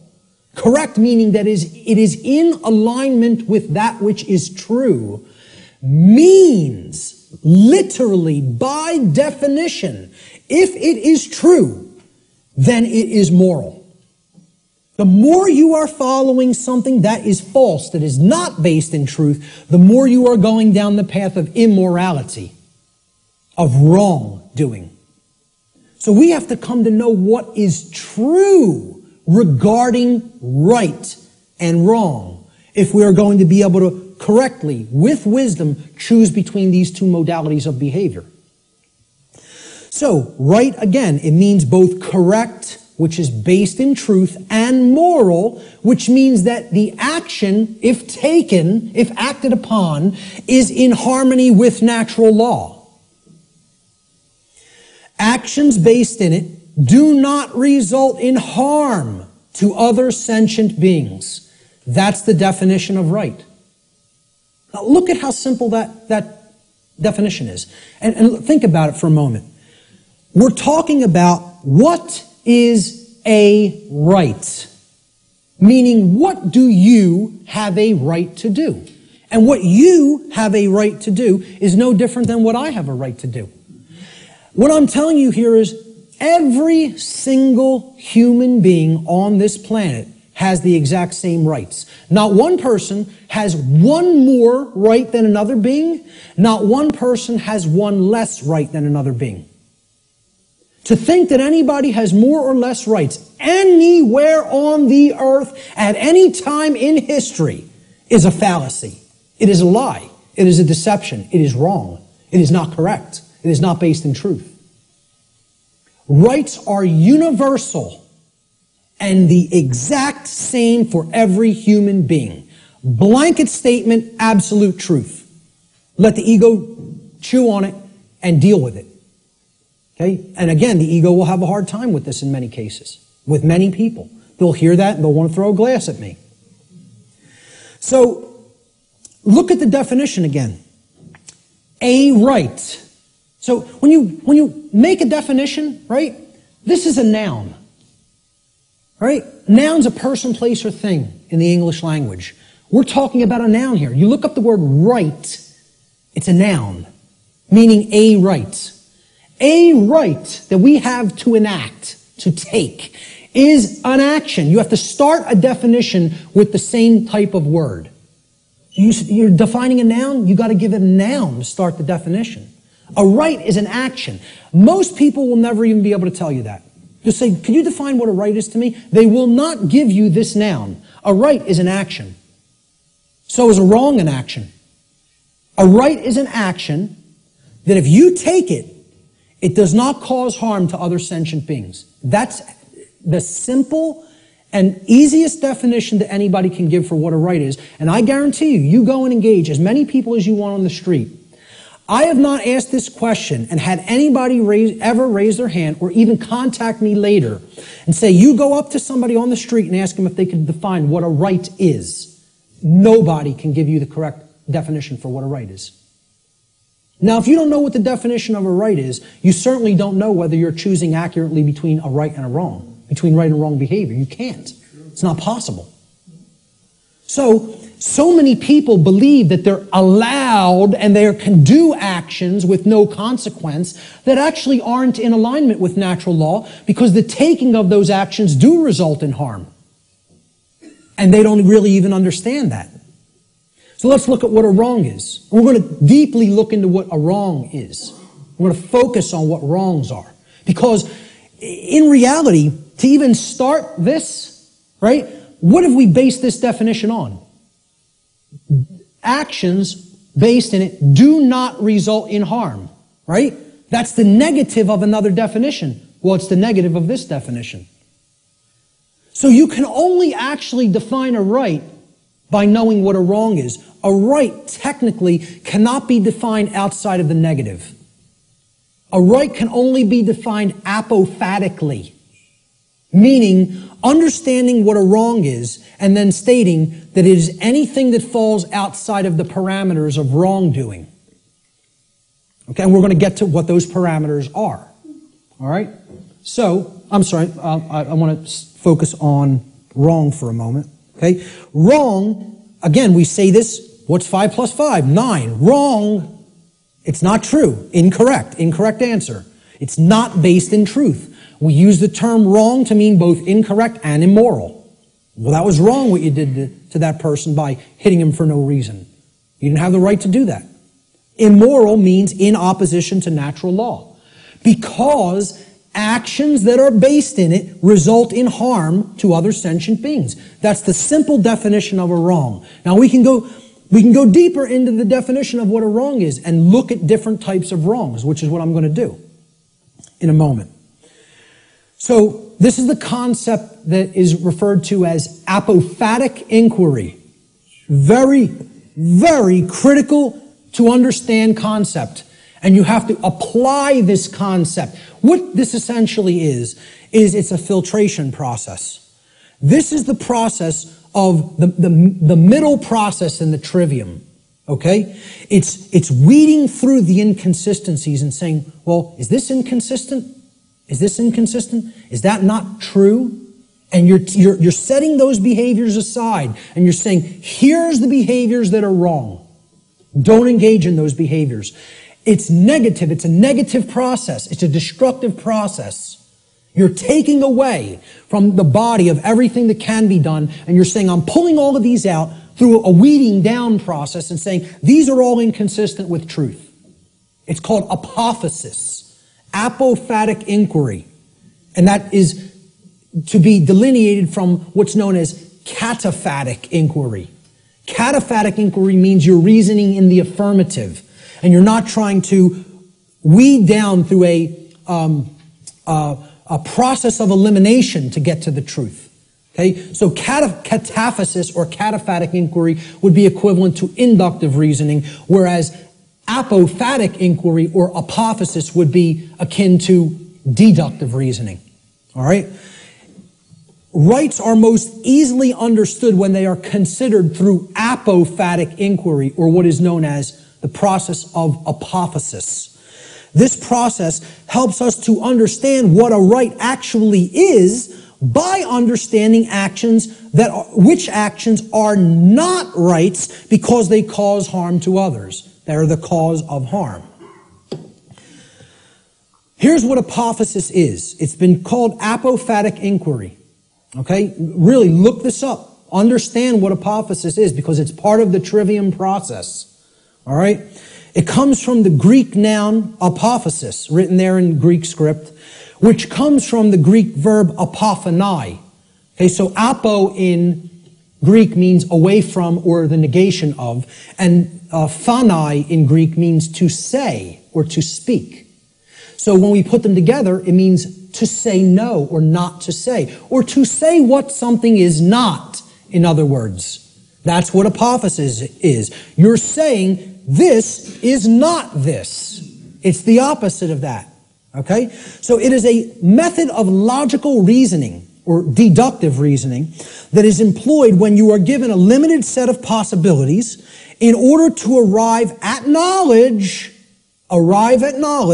by way of the exclusion of known negatives. You're setting the logical inconsistencies to the side and saying, this is not what this thing is. That's called apophasis. Okay? You are describing what something is by explaining what it is not. This is called affirmation through negation, is another term that this truth discovery process is known as. Okay? So, what we're going to do is apophasis. We're going to do apophatic inquiry regarding right and wrong. So, what is not a right? What are ways that people can cause harm to other people or animals? Ways that we can cause harm to other sentient beings. One of the first thing, so what we're doing here is we're going to list the boundary conditions for natural law here, for breaking natural law.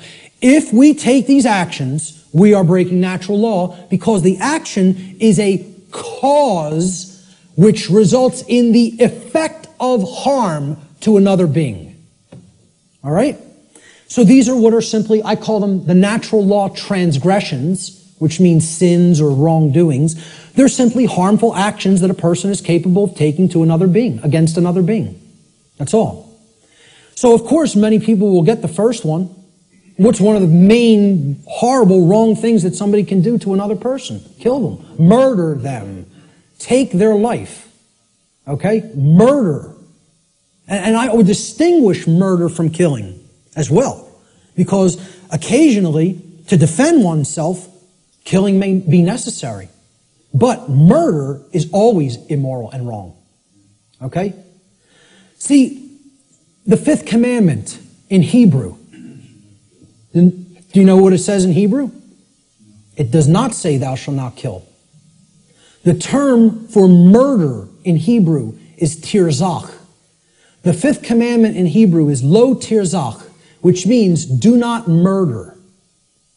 Murder as a verb in Hebrew is a completely different word and a totally different connotation than the verb to kill. Because what they're saying is, don't take life without any right to take it. Meaning that you initiated the violence. And that's what murder is. It's the initiation of the taking of somebody else's life when you had absolutely no right to take that life. Now, if someone is coming after you, your rights, there may be times when you do have to take defensive action and forceful action up to and including deadly force. We're going to talk about that later. But murder is the first natural law transgression. And if you want to go down to a subsection of this transgression, you could list it as a totally separate wrongdoing. I'm keeping it in the same basic category. Assault, meaning you're directly, physically accosting without right the well-being, the bodily well-being of another being, is also, it's like, it would be, you could consider it attempted murder. Because assault is something that you do without right. If someone assaults somebody, they have no right to commit assault. Never exists. The right to commit assault does not exist. The right to commit murder does not exist in any circumstance, ever. Blanket statement. The right to defend oneself through physical force exists, and possibly in certain circumstances, the right to kill exists. But murder and assault can never be rights, because they always are done by being initiated without the right to do so. It is the initiation of violence. All right? Rape is the second natural law transgression. Okay? You're coercing the free will of another person and making them sexually associate with whom they wish not to. That's rape. And it's always wrong. Blanket statement. All right? The third natural law transgression is theft. It is the taking of property that does not belong to you. Someone else, got that property through lawful means without hurting somebody else. That's their property for as long as they are using it and being responsible for it. And you don't have a right to just take what doesn't belong to you. Nobody has a right to take my projector or my remote control or my computer any more than I would have the right to take Richard's cameras. Okay? It would be theft of somebody else's property. It's not mine. And this is the problem. We don't understand property. As we're going to get to, all rights are property rights. We'll get to that in a moment. That's the third natural law transgression. The fourth is trespass. And that means going into somebody else's lair that they are using, that they own lawfully and that they're responsible for, without their permission or consent, and you're just invading their privacy and their space, and you're taking their security away from them in that process. And we do have a right to set aside a place for ourselves for our own lair. Okay? And to violate that is to trespass against somebody else in their own property. The fifth and last natural law transgression is coercion. This is forcing somebody through the threat of violence to have their will comply with your will, whether they don't wish that to be the case or not. Making somebody do something that is against their will. Coercing them. And that's also not a right. Now, that's a small list. Very small list, right? We could add one more. We could add lying. Lying is also a wrongdoing. And I would consider that a theft of truth or a withholding of truth that somebody needs to understand to make accurate and informed decisions, lying to them. Okay? But essentially, these five are the overarching natural law transgressions. I challenge anybody to come up with a wrongdoing that doesn't fit into one of these categories. So far, I've never had one person able to do it. Any wrongdoing, any action that you could think of that doesn't fall into one of these wrongdoings. Yep. I would probably categorize it as pure ignorance, but, I would say, hey, maybe you could look at it like that because that's propagating the slavery system indirectly. So, you're actually, you're not doing anything to help anybody else's freedom, certainly. I don't know if I would categorize that as a natural law transgression because, it's it's giving consent and propping up that system. It's not technically what I would call an action, but it's more of like giving consent. Hey, you could say that is a wrongdoing, I guess, because giving your consent is tacitly saying yes to control, and that's ultimately affecting everybody else's freedom negatively. So, possibly. But in general, what I would say is, if you could think of an actual physical action that doesn't fall into one of those categories, let me know. Because that's a pretty comprehensive list, and it's only like, 6 words. So, now, what if I told you I could narrow it down? What if I told you I can get rid of 5 of those words and take it down to 1? Okay? These are the wrongdoings. Let's try to narrow it down, right? Okay?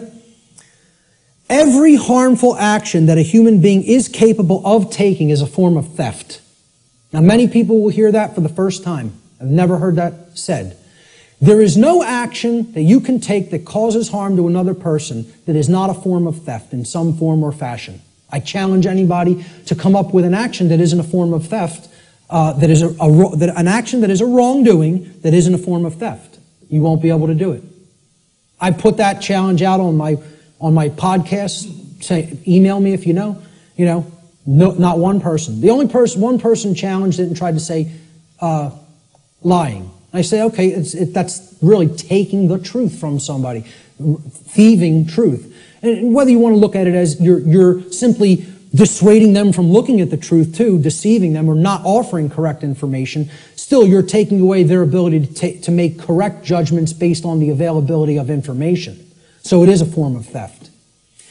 Some form of property. Now look at that word. Property.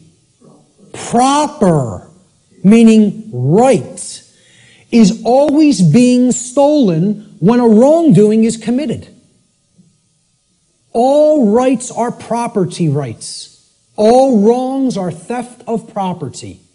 Once again, I challenge anybody. It's an open challenge. If you can find me a right that is not a property right, or a wrong that is not the theft of some form of property, please do it. Please let me know.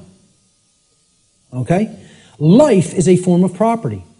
So taking life you had no right to take, murder, is stealing property that wasn't your own, because that was that person's life. Possessive. They own it. And I didn't have a right to just go and take it for no reason. Rights are a form of property, meaning actions that you may do because they are in harmony with natural law and do not cause harm to others. I don't have a right to stop you from taking. If you're not harming somebody else, nobody has a right to stop you from taking taking an action. You may perform any action which does not directly result in harm to somebody else. Okay? Rights are a form of property. Freedom is a form of property. Somebody doesn't have a right to take somebody else's freedom and hold them against their will just because they don't like what they're doing. They have a distaste for what they're doing. Or they want them to comply with their behavior, with their commands. Okay? They want them to make their behavior comply with commands that they're being given. So, if you really break it down, let's look at the wrongdoings once again. Murder. Is that not the taking of somebody else's life? Assault is the taking of their right to remain unharmed in their person. You're taking their health if you assault them, right? Their homeostasis in their body is being put under assault. And that's robbery. That's somebody taking something that isn't theirs to take. Rape. You're taking somebody else's free will to sexually associate with whom they choose to sexually associate. And therefore that's a property theft. Because that's their property, their free will. Theft itself says it right there. You're taking physical possessions that aren't yours to take from somebody else. Stealing. Trespass. You are taking someone's security in their own lair, as we talked about, which you don't have a right to take. That's also their property. Coercion. What are you taking? Somebody else's free will, which isn't yours to take. That's a gift from the Creator, which belongs to each individual. And if somebody's coercing somebody by telling them, you must do this because I said so, and if you don't do this, I will come and do some form of harm to you, that's not a right. That's a wrongdoing. Coercion. And it's a form of theft. Yeah, exactly. Sure. You must buy this. Imagine this. Great. We're going to take 5 more minutes and then we're going to take an hour and 15-minute break. So all of these things are forms of wrongdoing, and they're all ultimately one wrongdoing in different forms. They are all theft, every one of them. There is only one wrongdoing. There's only one way anybody can wrong anybody else. Stealing. That's it. Every form of wrongdoing is a form of theft against another being and their property. A living being or their property must have been harmed in order for a violation of natural law or wrongdoing to have taken place. Any action which does not cause such harm is a right. There's the apophatic definition of a right. Through understanding what a wrongdoing is. And I'm telling you, billions of people, not millions, not hundreds of millions, billions of people on this planet do not know this. Could not tell you this. Because this is it. This is it, folks, right here. This is the crux of natural law. What is a right? What is a wrong? And I couldn't sleep last night. After we got home, I never had problems sleeping. Ever. Ever. I'm just going to tell you this before we break. I was laying in bed last night before I went to sleep for the night. Could not sleep because all I was thinking of is how preposterous.